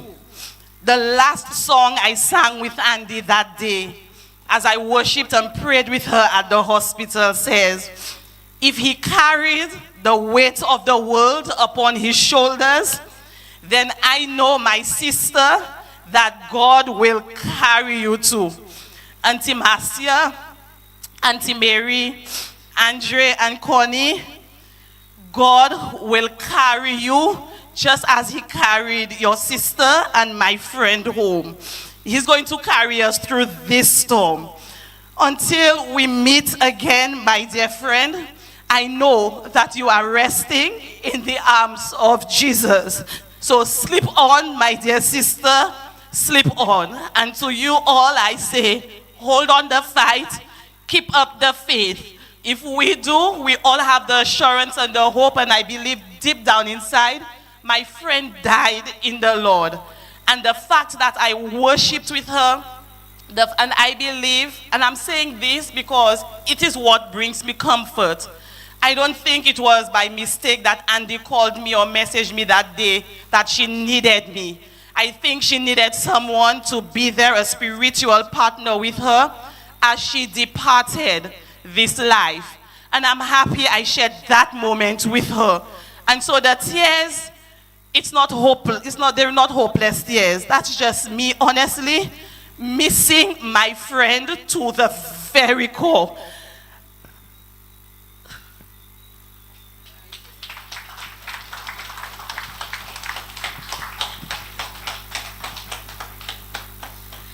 And we thank Ms. Dossery for her very touching words and for giving insight into Andy's faith, her resilience, and her grace.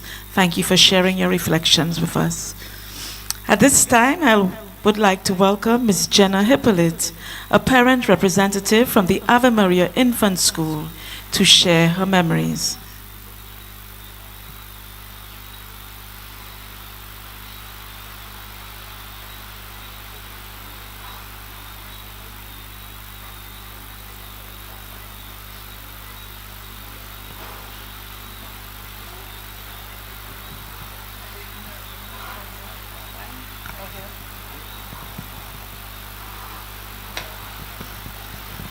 Good night, everybody. Okay, so Miss Edgar had a strong presence. She loved the school and had a heart that embraced her staff and our girls and would always go the extra mile for them. She has always gone above and beyond the call of duty and does not see any challenge as being too great. She was a multitasker who always got the job done. She believed in the girls and their futures and would not tolerate anything that could negatively impact students from achieving their potential. I will always remember when I came to the school, she would say, "Mommy, that clothes too short to come to the school." And I would always give her an excuse as to why I forgot the rest of my clothes at home. Up until every time I came to the Ave Maria school, I would remember, "Jenna, you need something longer." She was a force to be reckoned with.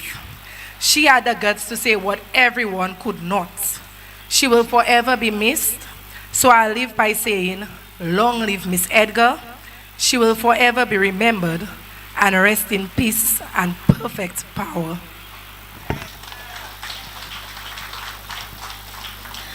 Thank you, Ms. Hippolyte. It is wonderful to get the perspective of a parent.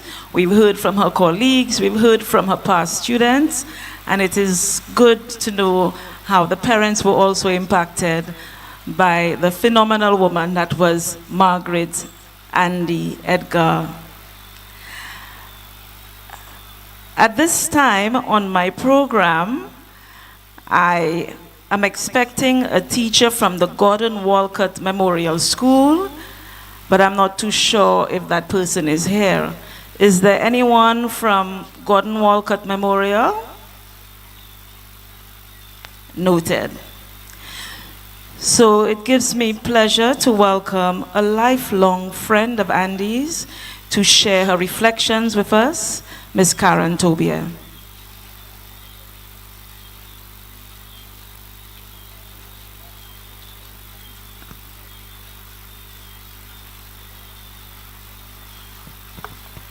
Good night, everyone. Please allow me to adopt the protocol that has been established. Whoosh. And I hope I don't make a complete idiot of myself. I can already hear Andy laughing. Andy and I met at this very school, right here. A couple of classrooms I can look at and say we sat in that classroom together, that one down there, and then we landed in Miss Maggie's class. So yes, and we were always the littlest people in the class, so y'all can imagine. I always happened to be sitting next to Andy because the two of us were just the two smallest people in the class.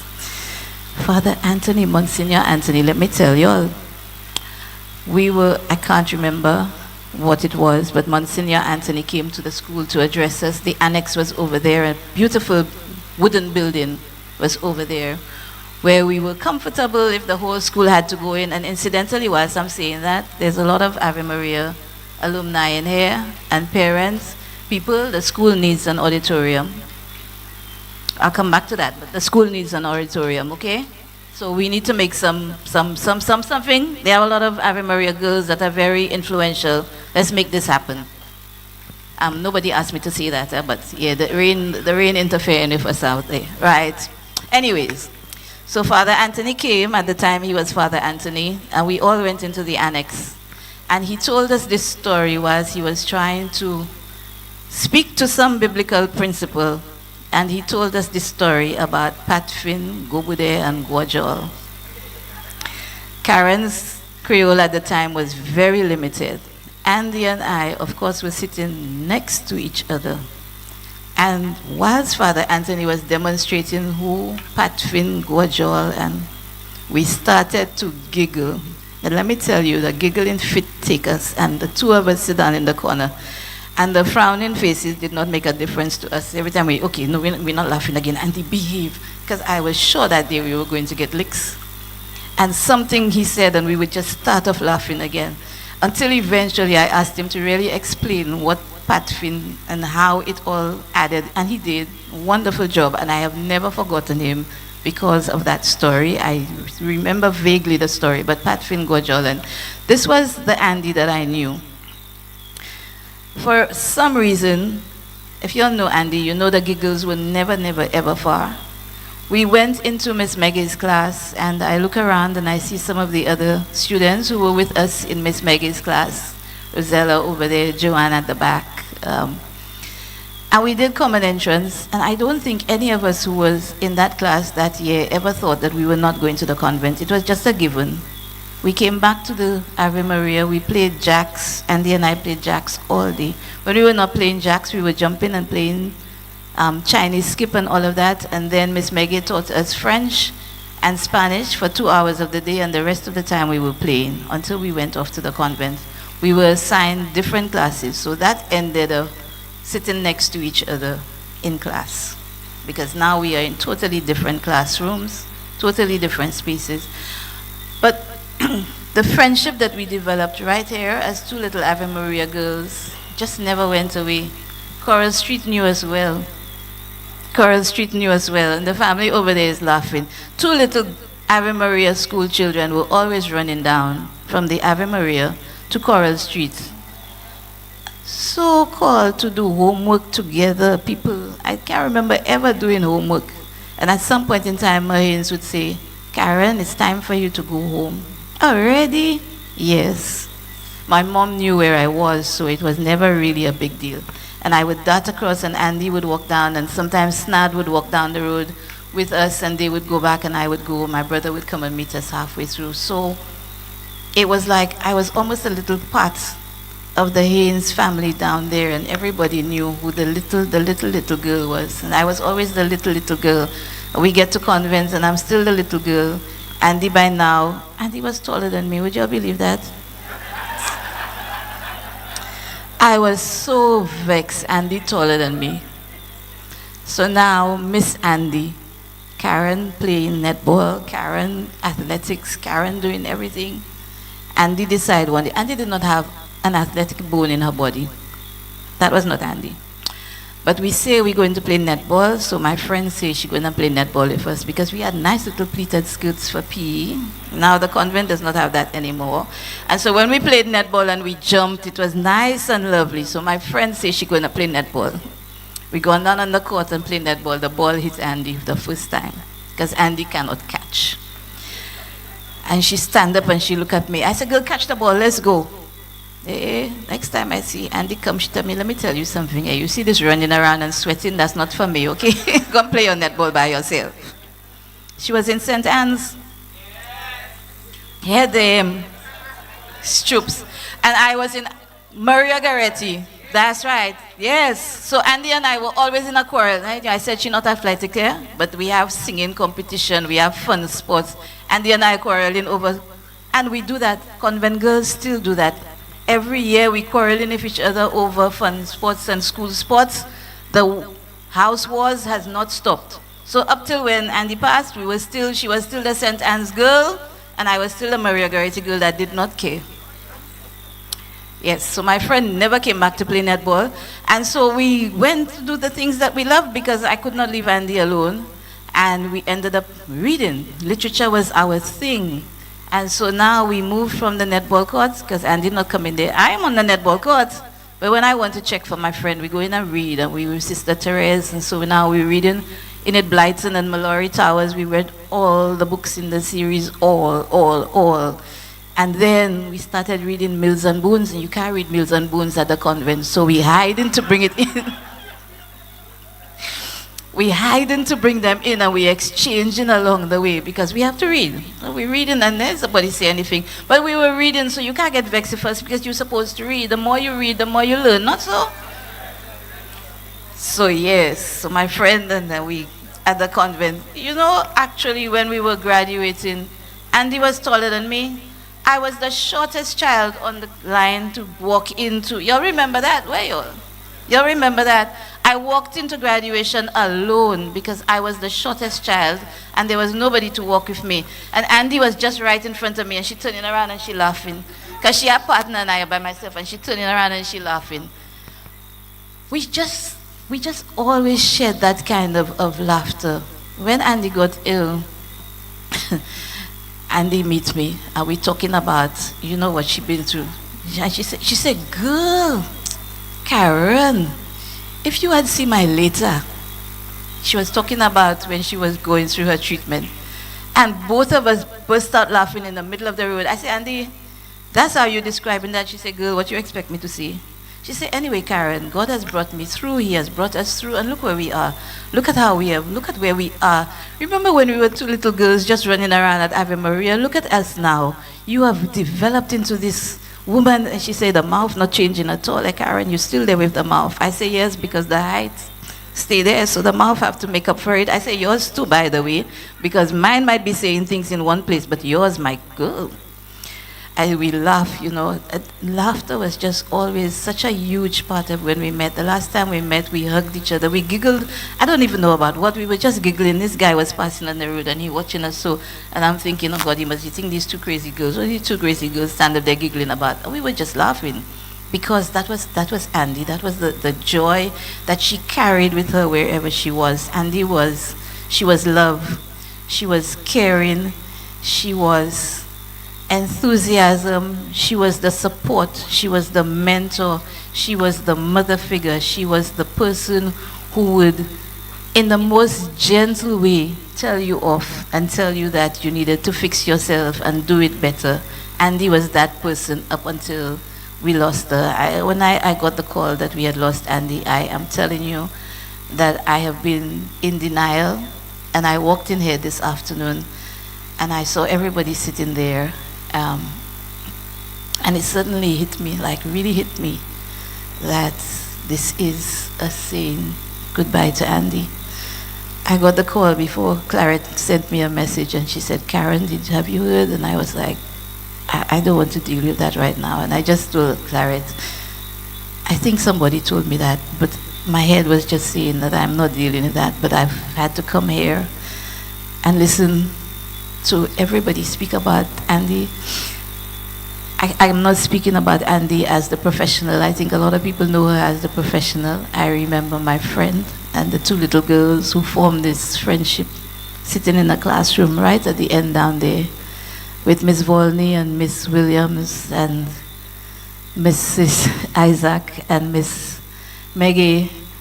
Just two little girls who never knew where life was going to take them, but who grew up into people that other people spoke about. So my friend Andy, I will always remember her as this absolutely wonderful, phenomenal woman, as tiny as me, but also powerful.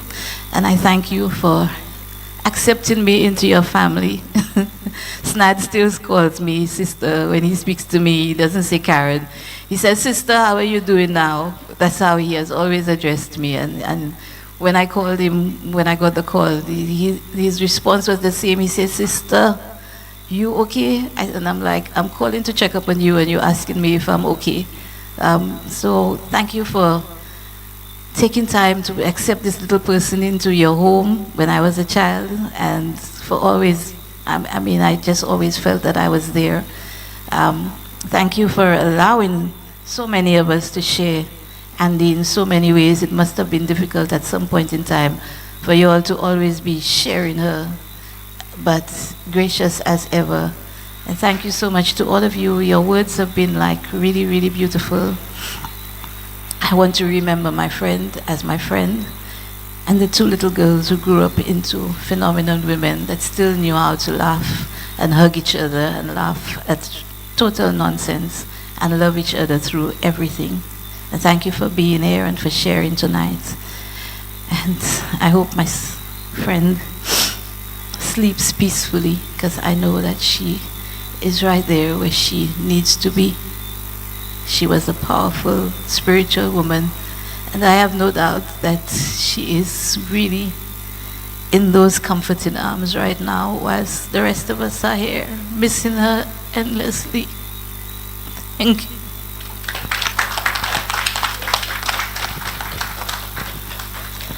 Thank you, Karen, for again giving us insight into the humor, the powerful friend. There's so much I can say because I'm here as the MC, but I also worked with Andy for many years, from the time I started teaching in 2000, so a quarter of a century. And we sat next to each other for quite a few of those years. And she was an extraordinarily impactful woman.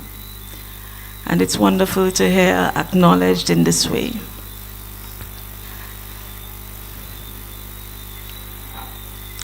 I want to invite at this time a member of her Teachers College class of 1986, Miss Marcia Polius, to share her memories with us.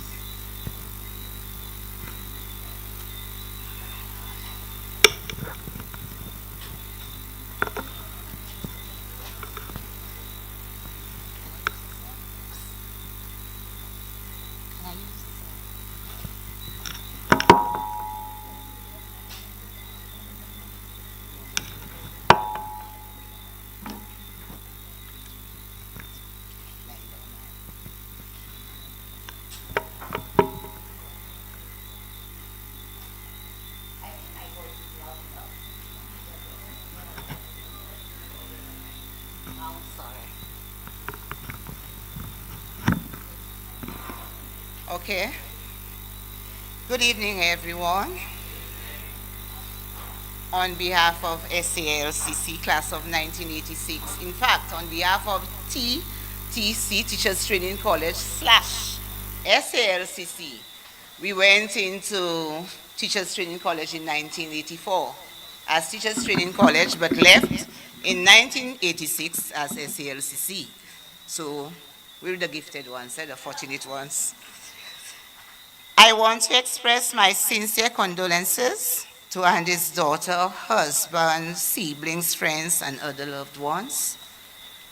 Thank you for giving me the chance to stand here and speak in memory of a truly remarkable friend and former classmate.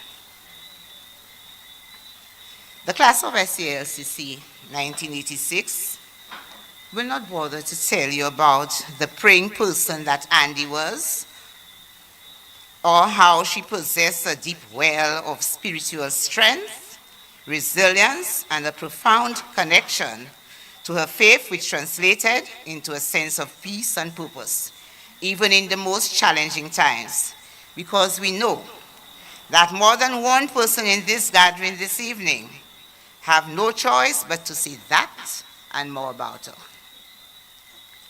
So instead, let me tell you about my friend, my fun-loving friend and classmate at the Teachers College. I had the privilege of being Andy's friend from the time we set foot at the college in 1984. And the two of us together were nothing but a bag of mischief, fun, and laughter. And I can tell you, her family, Andre was already in the picture at that time, so they know. I'm sure many of you would know of Luan's boutique in Beaufort. You all remember that?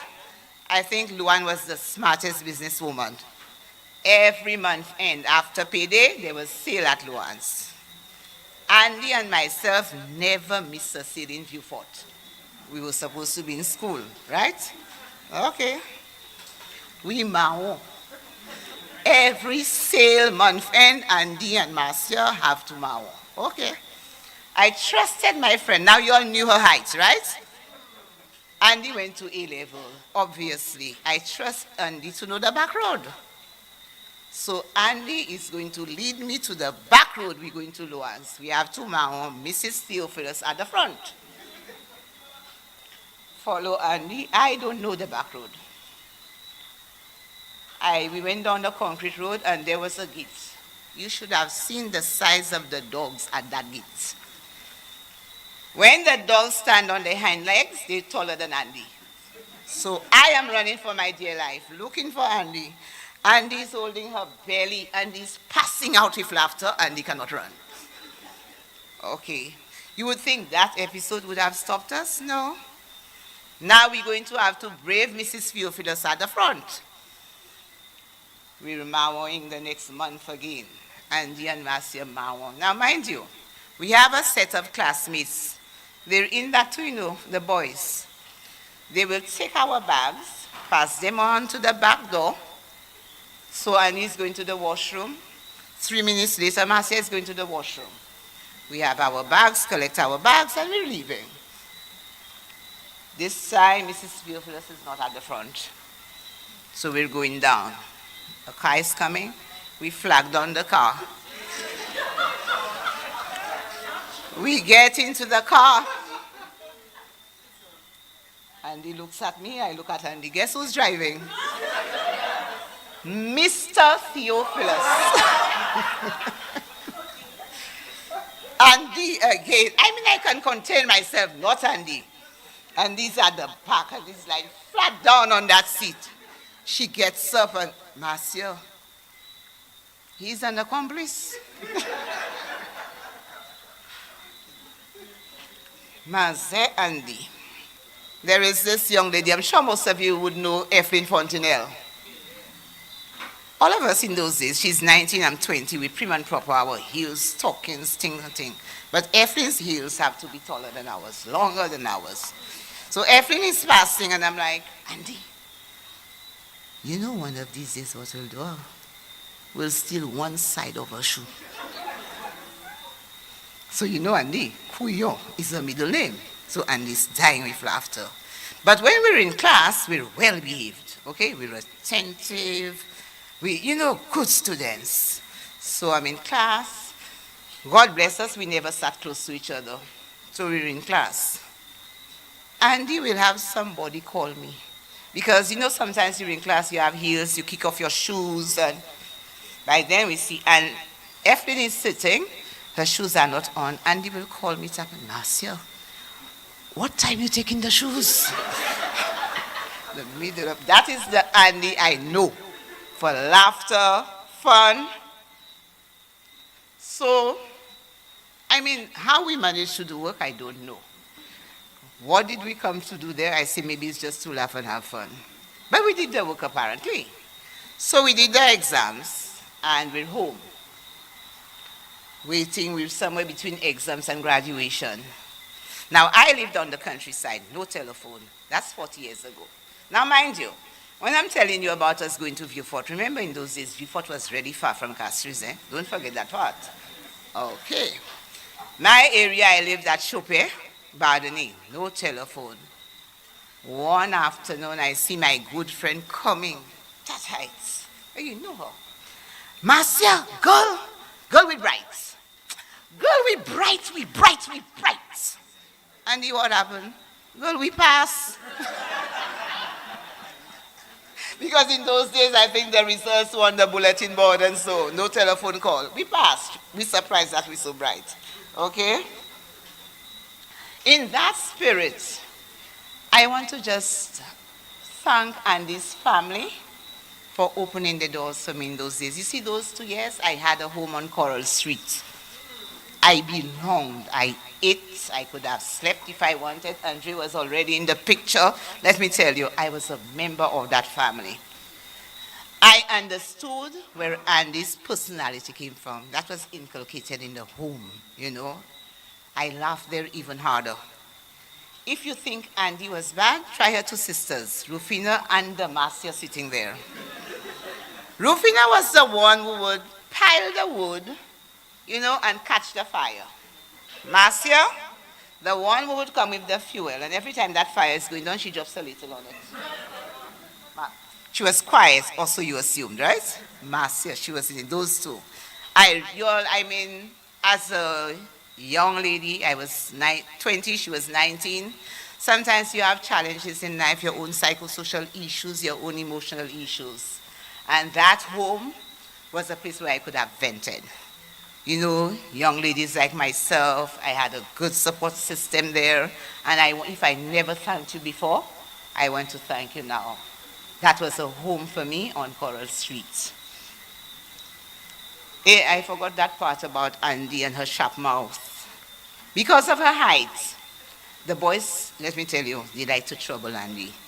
They bothered her a lot. She would look at them and call her short. She would look at them and tell them, the height doesn't really matter vertically, you know. It's horizontally.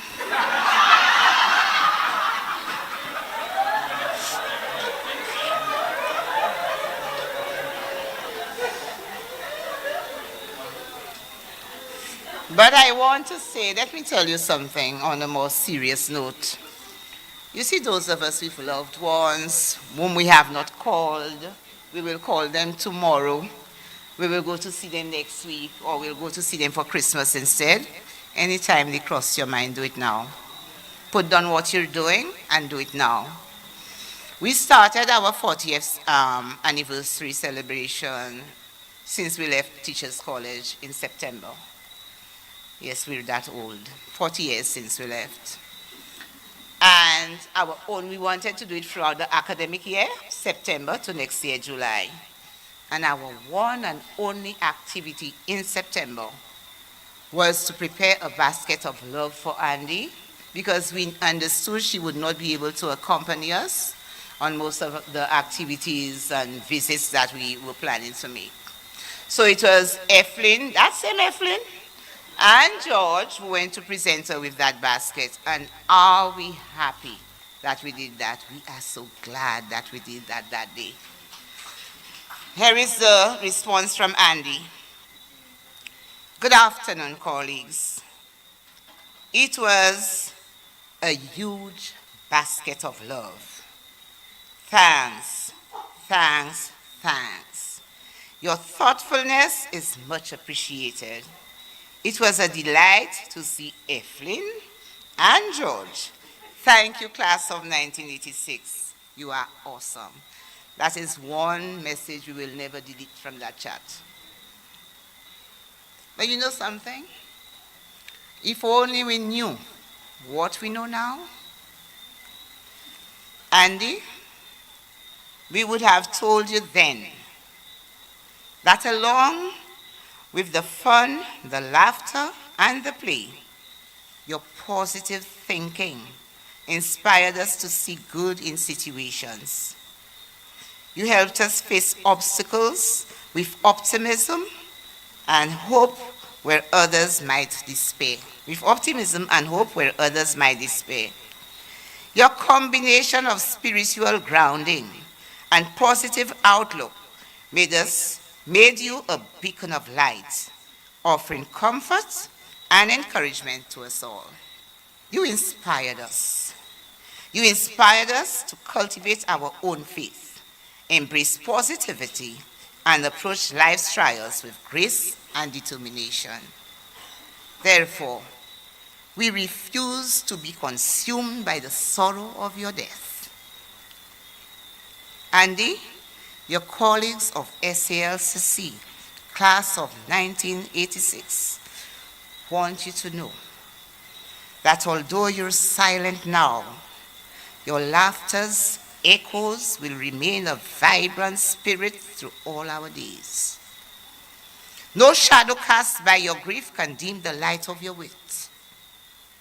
In our memory's embrace, you'll always be a cherished friend, prayerful, loving, and free.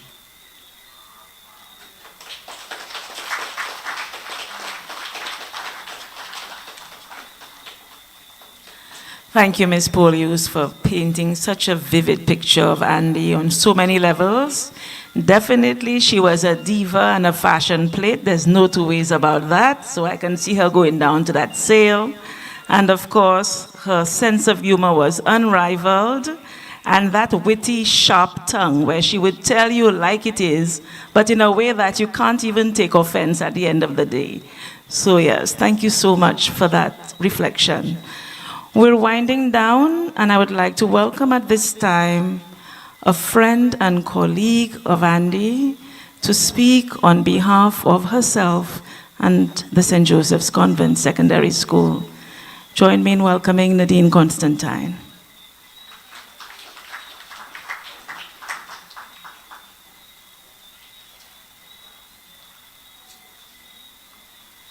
Good evening, everyone. Please allow me to adopt the protocol that has already been established. And since I'm so far down in the program, everybody's almost said almost everything I have to say, which makes it a bit easier. I will speak a few words on behalf of the convent, but for me personally, Auntie Andy, as I called her, she was my colleague at the convent, and when I came there in 2003, she left soon after, but the mark that she left, the impact that she had on me, is lifelong. I also taught Cornelia, and then my son attended Entrepot, and then she was his class mistress. So when she was leaving, I was like, oh my God, oh my God, oh my God. I was like, who's going to take care of Amar? Because Mr. Scott can tell you, his teachers can tell you, I am super protective of him. Miss Laurentin can attest to that as well. So I'm a mama pool when it comes to my son. But he made it out all right. Anyway, let me get back to Andy. So she taught for about 9 years at the convent, and as I said, my encounter with her as a colleague was brief, but we remained friends throughout. She was a very dedicated teacher. You heard from her colleagues, you heard from her students. She was very, very, very, very strict, yet very compassionate and generous at the same time. She had a very calm demeanor, but she didn't mince her words when she had to. And for me, what stood out, she was a fashionista. She was very, very funny and witty. And she had this silver mirror on her desk. And an afternoon after school, she would be sprucing herself in the mirror. And she had 2 makeup bags with everything you can think of. No makeup artist had anything on Andy. And then she would say, let me beat the history treater, because if anybody knows the convent, you know the avenue is crazy in an afternoon. So she would try to beat the history treat. And then she would say, girl, I ain't able. And that was Andy. Or she would say, let me go in the salon, drop my hair in the sink for my hairdresser. Because she had all different kinds of hairstyles and hair and everything. She had that. Everything must match. She was always on point. She was, as we heard, a member of St. Anne's house, St. Maria Goretti's house, but that's okay. I'll give her the... And whatever she did as a student, she transferred it to her as a teacher. For example, she was a teacher, a St. Anne's teacher, because some of us, when we come to the convent, we don't get to be in our same house as we were as students. But she was a student, a St. Anne's student, and a St. Anne's teacher.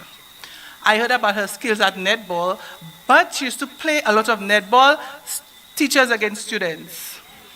She did that a lot. She was very generous, as I said, and even when she had already left us, if we needed her to come to teach, maybe if a teacher was on maternity leave or we didn't get a teacher at the time, because sometimes we didn't get a teacher to come, she would just put everything down and come to class. Even if she was, as I said, she had already left us and she was onto her business. But she never hesitated to come. Also, whenever we had tours, we used to call, Auntie Andy, how much is a trip for the children? We need transport. She said, okay, don't worry about it. Don't worry. I'll fix you. And she gave us a very good price. So all of those things I miss about her. Also, I would always ask her, I don't want to say, how are you feeling today? I would say, how's the feeling? She would say, I'm holding on to Jesus, but this too shall pass. Or she would say, I'm feeling better today.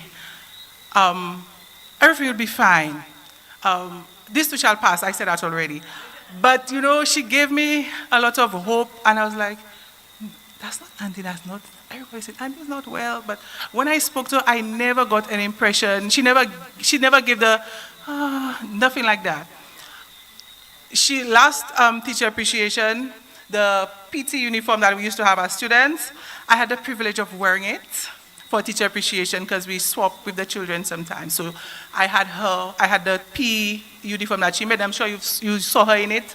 She wore it. This October just passed. So I said, Andy, may I borrow the uniform again? She said, of course, I iron it for you. But I said, but... She said, but I'm not at school, but I will iron it tomorrow early, you'll have it. I'm saying, I said, don't worry. She said, you sure? I said, don't worry. She said, no. And she's insisting. I'm saying, Look at all the lengths she would go through. And that was Andy. I used to meet her every morning when she came to drop Cornelia, so very early we had the school, and she said, Jay, I have to do this, I have to do that. And I said, Andy, you're a momager now. She said, yes, because Cornelia, if you know Cornelia, she plays chess. So she's been going all around in her chess. I know we'd have that band on the morning, we'd speak and everything. As I said, basically everybody said a lot about Andy, and we miss her a lot. I personally, let me share another experience with you. When I used to go to the entry school, I knew where her desk was in the staff room because I used to go upstairs. And then she used to leave little things for me by her desk. She used to say, I'm not in the school now, but I leave something by my desk for you. You can just come and take it. You know where my desk is. So I would go and take my little presents by her desk, and she just leave it there for me as she promised. So I can attest to her generosity, her kindness, and everything. Her skills as a teacher, unmatched. English A, English B, her impeccable vocabulary, the way she articulated. Oh my goodness, she was a very articulate lady. All right. Finally, our teacher colleagues here, we would like to render Find Us Faithful. We didn't plan it, but if you, and we're not divas, so the vocals are not. So if anybody wants to join us, we will sing Find Us Faithful to because it's our convent song, and we sing it for graduations and so on. And of course, when her sister from her church read out the lyrics, we figured that we would sing the song. Okay, so you're welcome to come.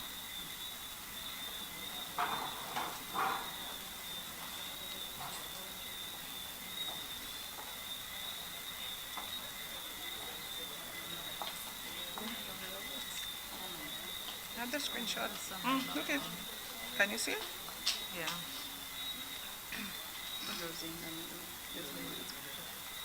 I'll share it with you just in case.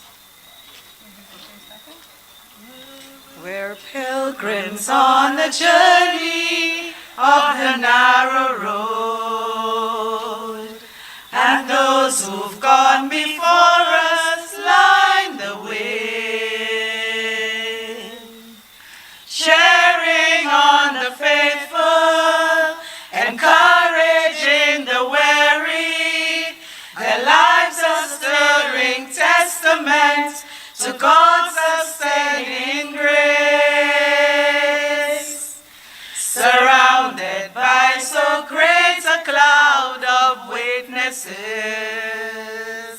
let us run the race not only for the prize,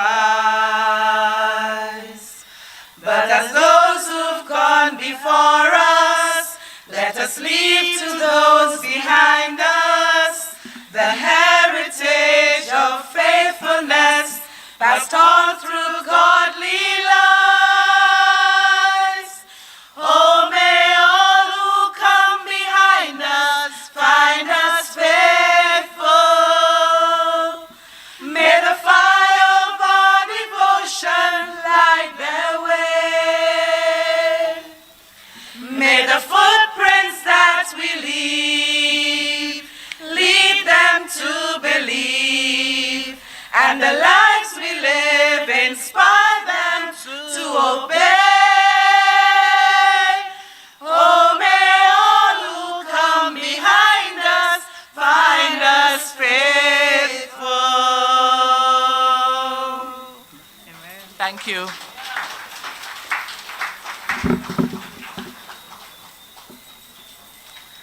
Thank you, Ms. Constantine. Thank you, SJC teachers.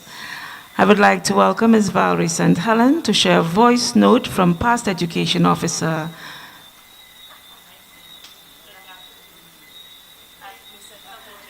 I would like you to now listen to a voice note from Ms. Agatha James, past education officer. Tribute from Agatha James.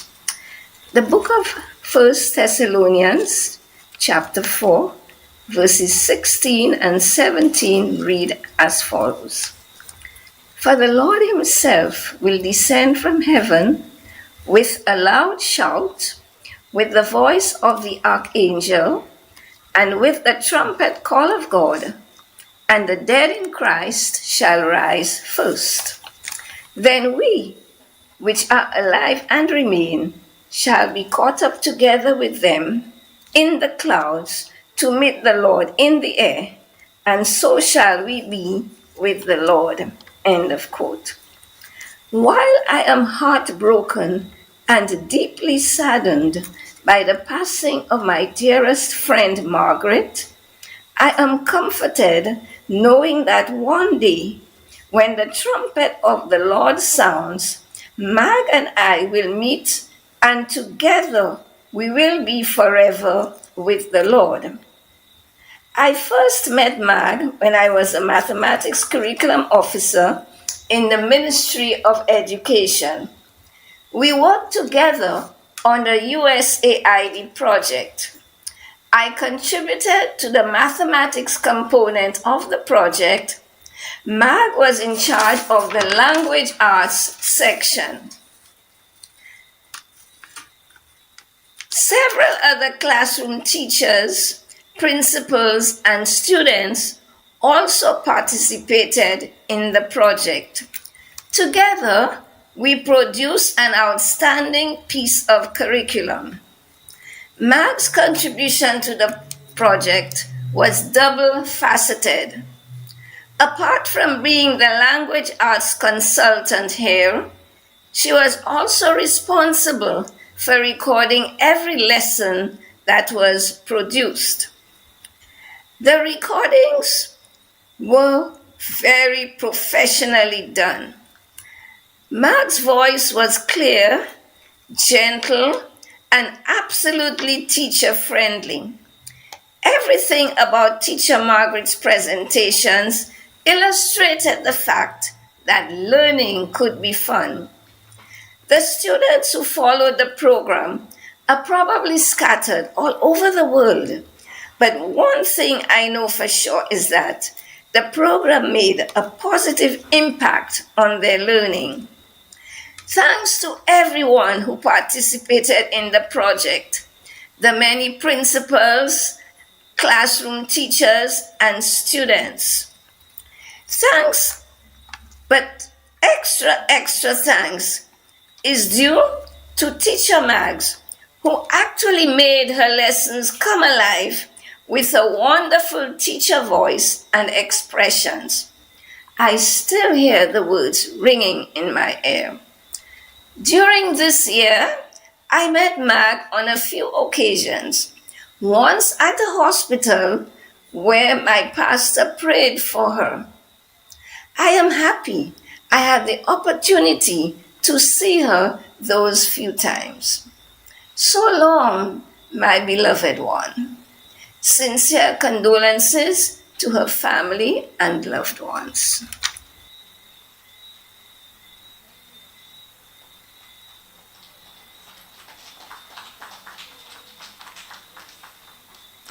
And we appreciate the sharing from so many persons, indicating how many spheres of life that Andy has touched. At this time, I welcome Gloria Severin to say a few words.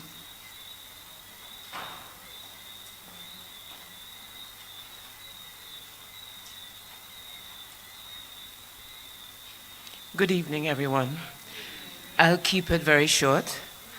I speak not on my behalf, but on behalf of Tyrone Leon, who spent almost 40 years as Andy's colleague at Methodist Primary. I felt obliged to come to read these words because there was no one here from Methodist Primary. And so these are Tyrone's words. He says, to the family, friends, colleagues, and past students, may our Heavenly Father grant you his comfort and his peace as you mourn the passing of a sister dearly loved. At Methodist Primary, she was Haynes and I was Leon. I valued and depended on her leadership and professionalism, especially when we had to join our classes to team teach. Family, friends, colleagues, be of good courage. Be encouraged by the hope of resurrection morning, when all who die in Christ will live again. And if Andy were here, she would say, it is well with my soul. Oh, I failed to say that Tyrone is in Canada and can't be here at this time.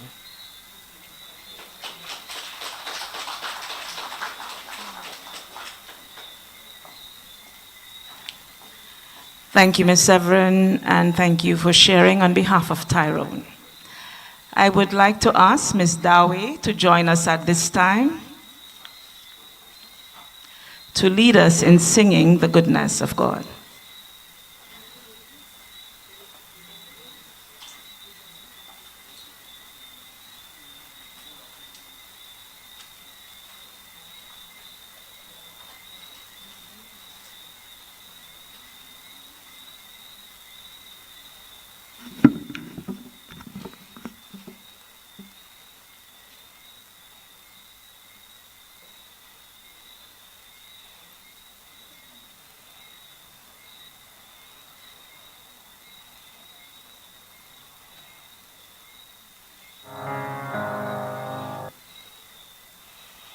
Everybody, we're going to sing along. Please stand. Let us give a little praise for our sister. We knew how she connected with our Lord.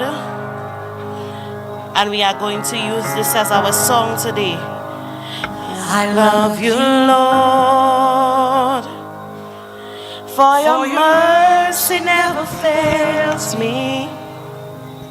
All my days I've been held by your hands. From the moment that I wake up until I lay my head, I will sing of the goodness of God. All my life you have been faithful.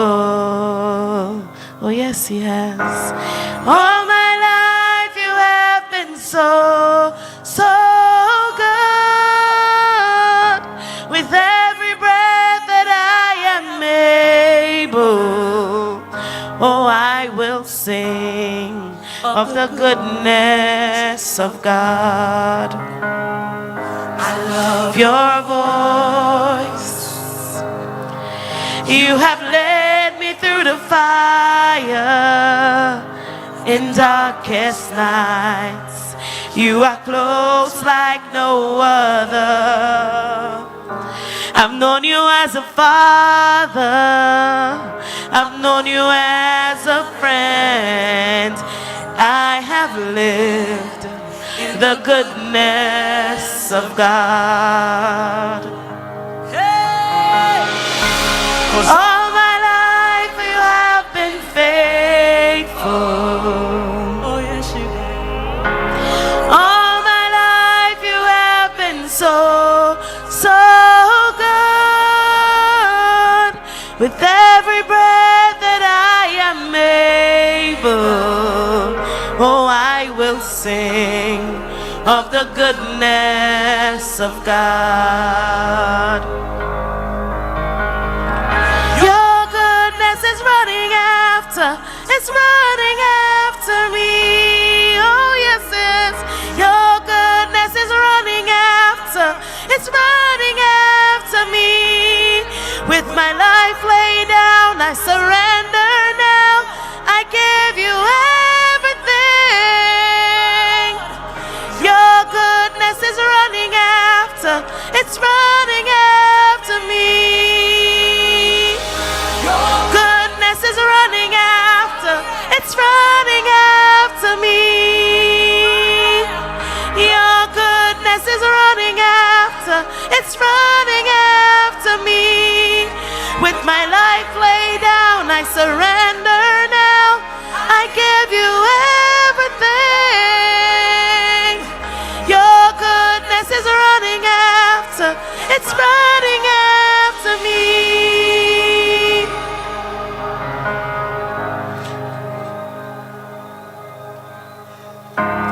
All my life you have been faithful. All my life you have been so, so good. With every breath that I am able, oh, I will sing of the goodness of God. Oh, I will sing of the goodness of God. Faithful. All my life you have been so, so good. With every breath that I am able, oh, I will sing of the goodness of God. Yes, I will sing of the goodness of God. Of the goodness of God. Amen. Amen. Amen. Thank you, Ms. Dawe. What a powerful rendition. Amen. As we close, I invite Monsignor Patrick Anthony to lead us in prayer.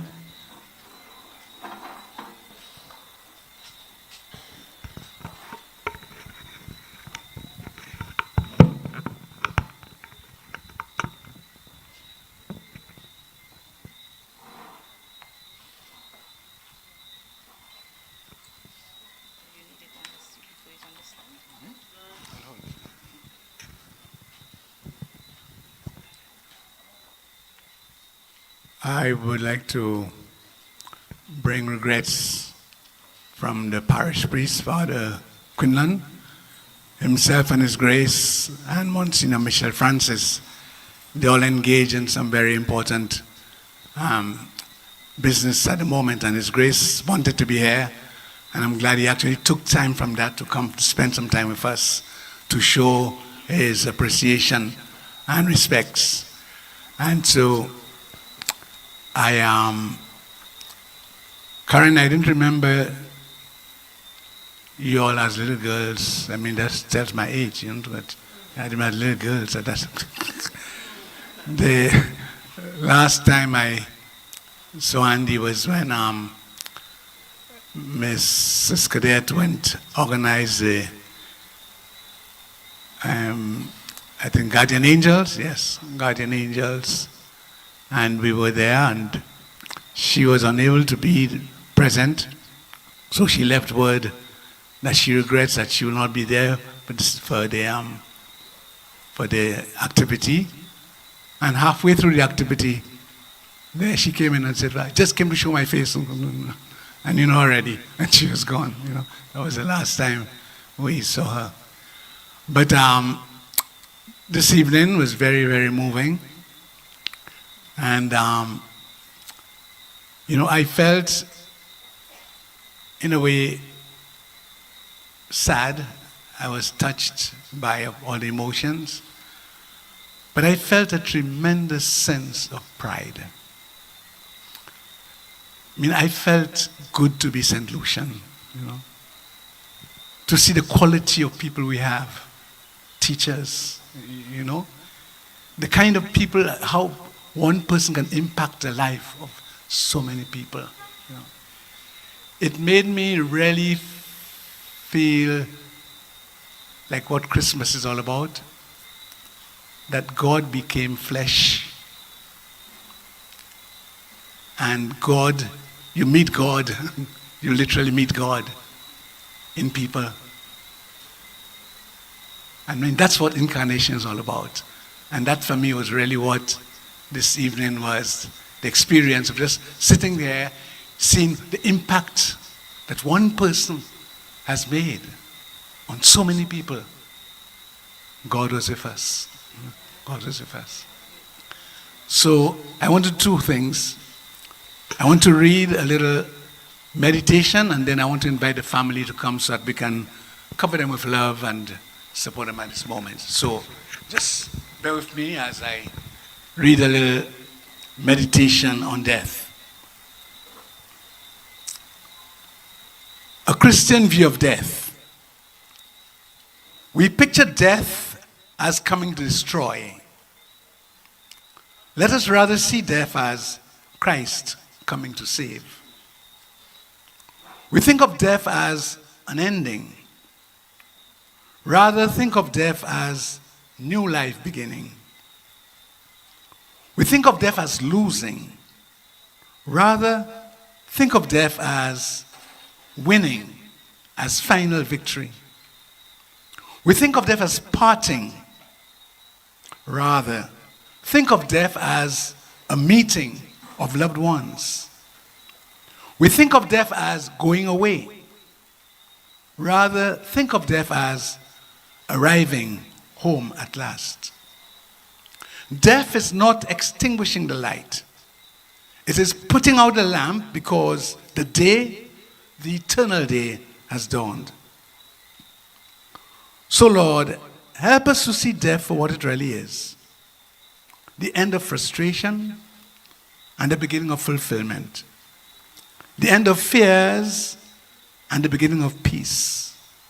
The end of pains and hurts and the beginning of joy and love.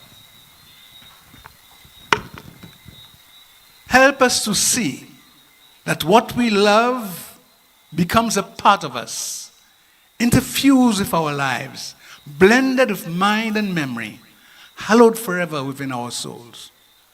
Let not grief take away our hope, or bereavement blind us to what always remains good and lovable and indestructible. At this moment, I would like to invite the family to come across. And what can we all just come around them? Let them come in the middle here. And we just form a circle of love around them.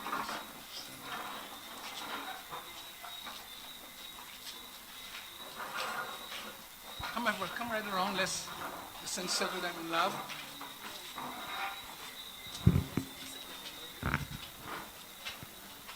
Come this side too. Come this side too.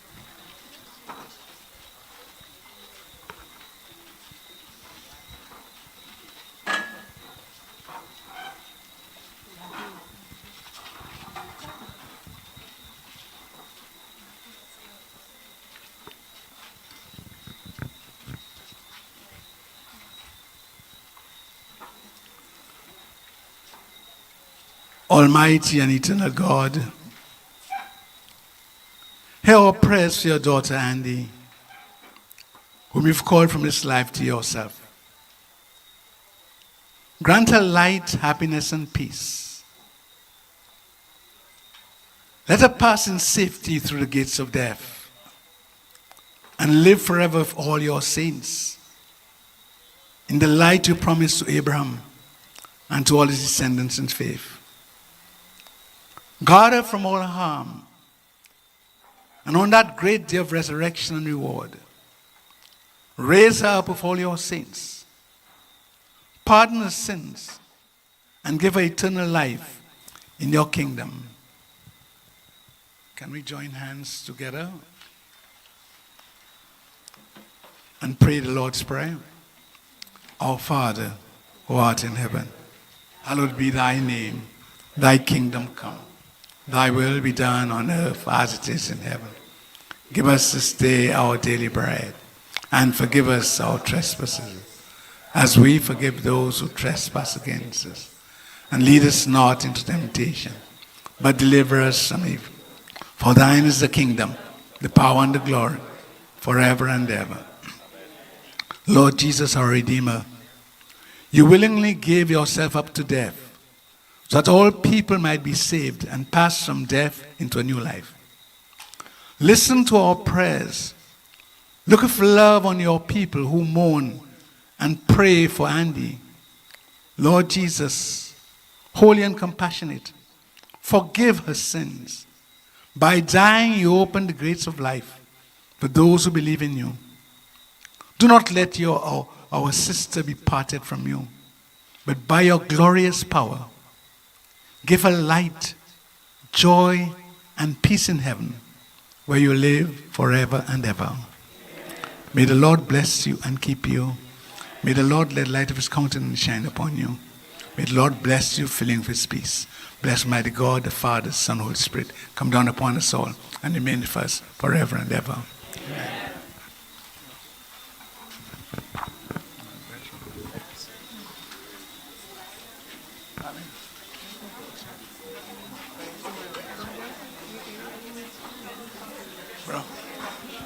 Can I just wrap up, please?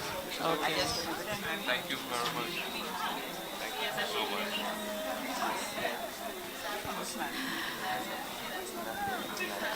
All right, as we close this evening, I want to thank each and every one of our speakers for opening their hearts and reminding us of the extraordinary life of Margaret and Edgar.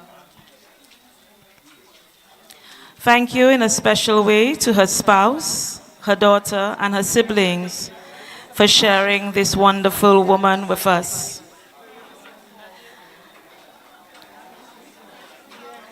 And we thank all of you for joining us this evening.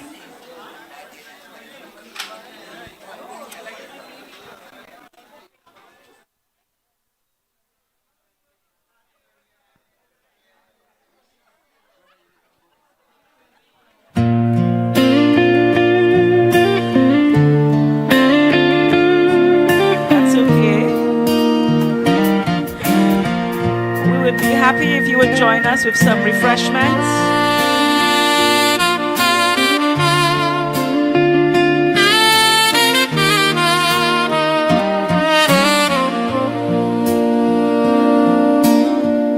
The road feels long nights are cold, you look for me, but I've gone home.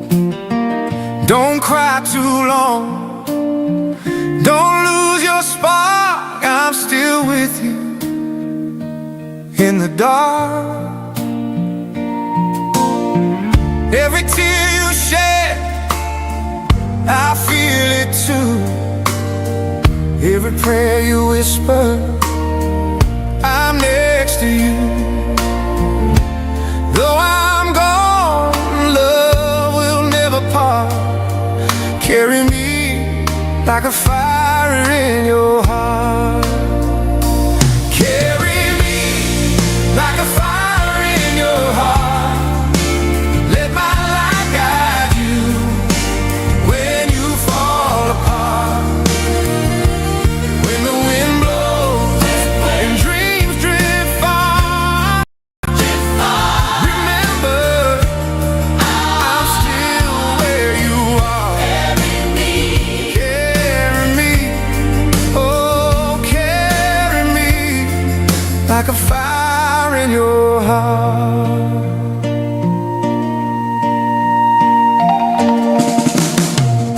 When morning breaks and you see the sun, that's me saying your race not done. Live your life, don't let it fade. I love the promise heaven made. When your faith feels small, your hope runs low, just close your eyes, you'll feel me glow. In every breath, in every star, carry me like a fire in your heart. Carry me like a fire in your heart. Let my love guide you when the shadows start. When you're weary, when dreams seem far, I'll be your flame.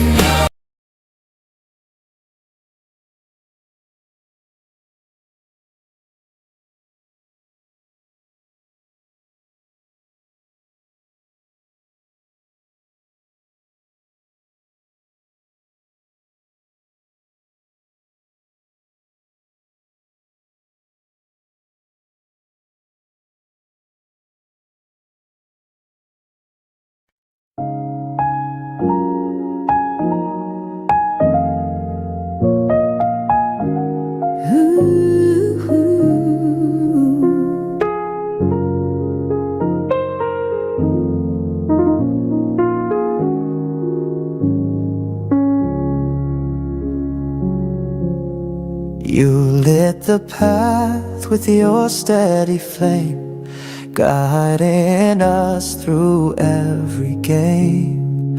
Your wisdom carved the sky so wide, a mentor strong with endless pride. Here's to you and all you've done, a chapter closed, a new begun. May your days be bright, your sky so blue, it won't be the same without you. The lessons taught, the laughter shared, a heart so big, a soul that cared. You shaped our minds with gentle hand, helped us dream, helped us stand. Here's to you and all you've done, a chapter closed, a new begun. May your days be bright, your sky so blue, it won't be the same without you. Now it's time for you to play, dance in the sun and seize the day. Memories linger, but you'll soar through life's adventures evermore.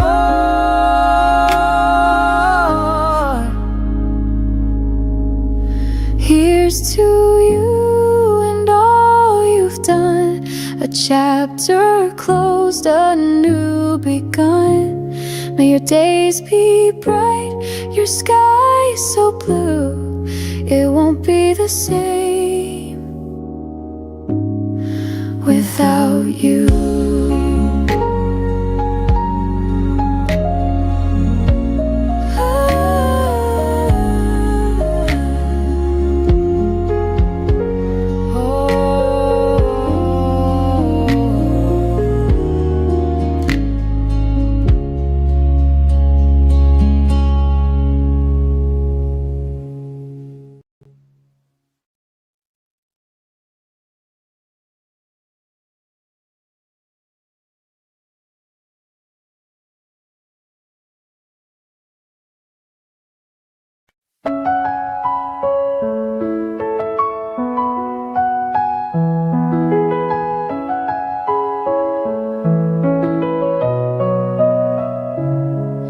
You stood at the front of the classroom each day with patience and wisdom.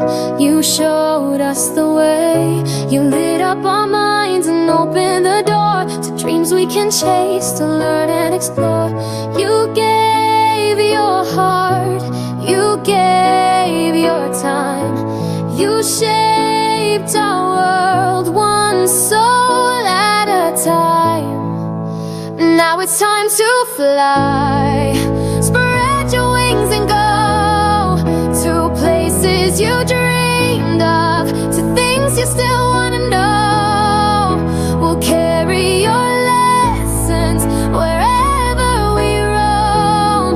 'Cause of you we're strong and we've grown.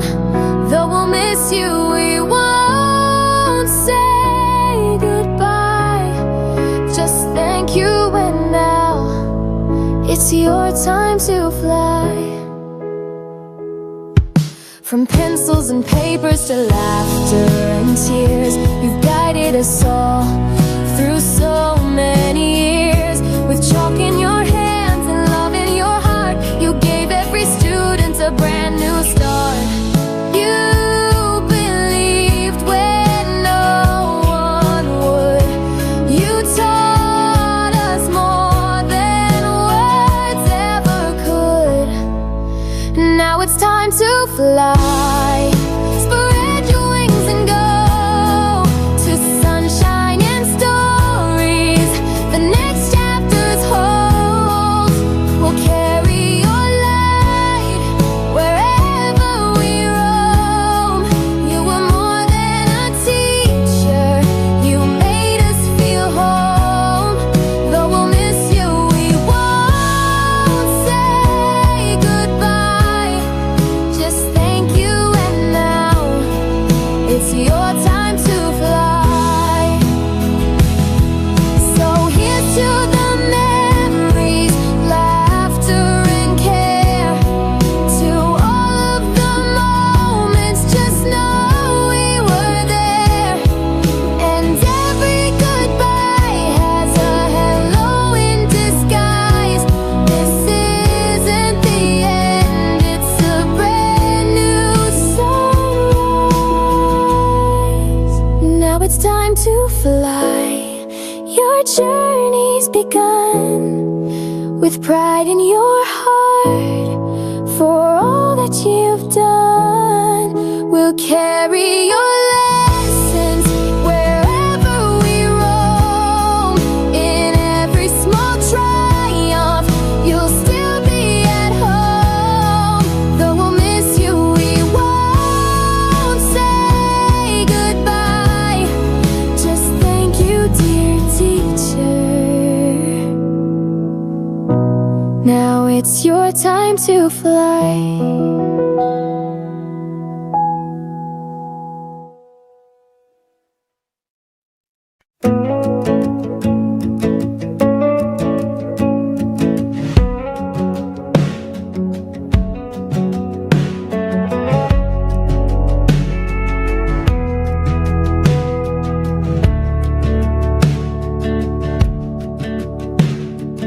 shadow falls where you once stood tall, a voice so strong, and now a distant call. We gather here, hearts heavy with pride, to honor a soul that will never subside. To the giant who taught us to dream, who walked through the fire, the raging stream, your echoes will linger, your spirit won't die. Today we say farewell, but never goodbye.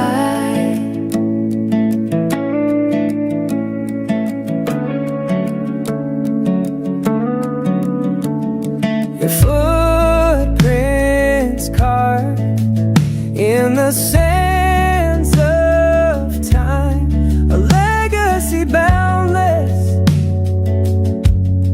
a mountain to climb. Through struggles and triumphs, you showed us the way, a beacon of hope in the darkest of days. To the giant who taught us to dream, who walked through the fire, the raging stream, your echoes will linger, your spirit won't die. Today we say farewell, but never goodbye. In the wind, your laughter still plays. In the stars, your wisdom always stays. We hold you close in the stories we share. A giant's love beyond compare. To the giant who taught us to dream, who walked through the fire, the raging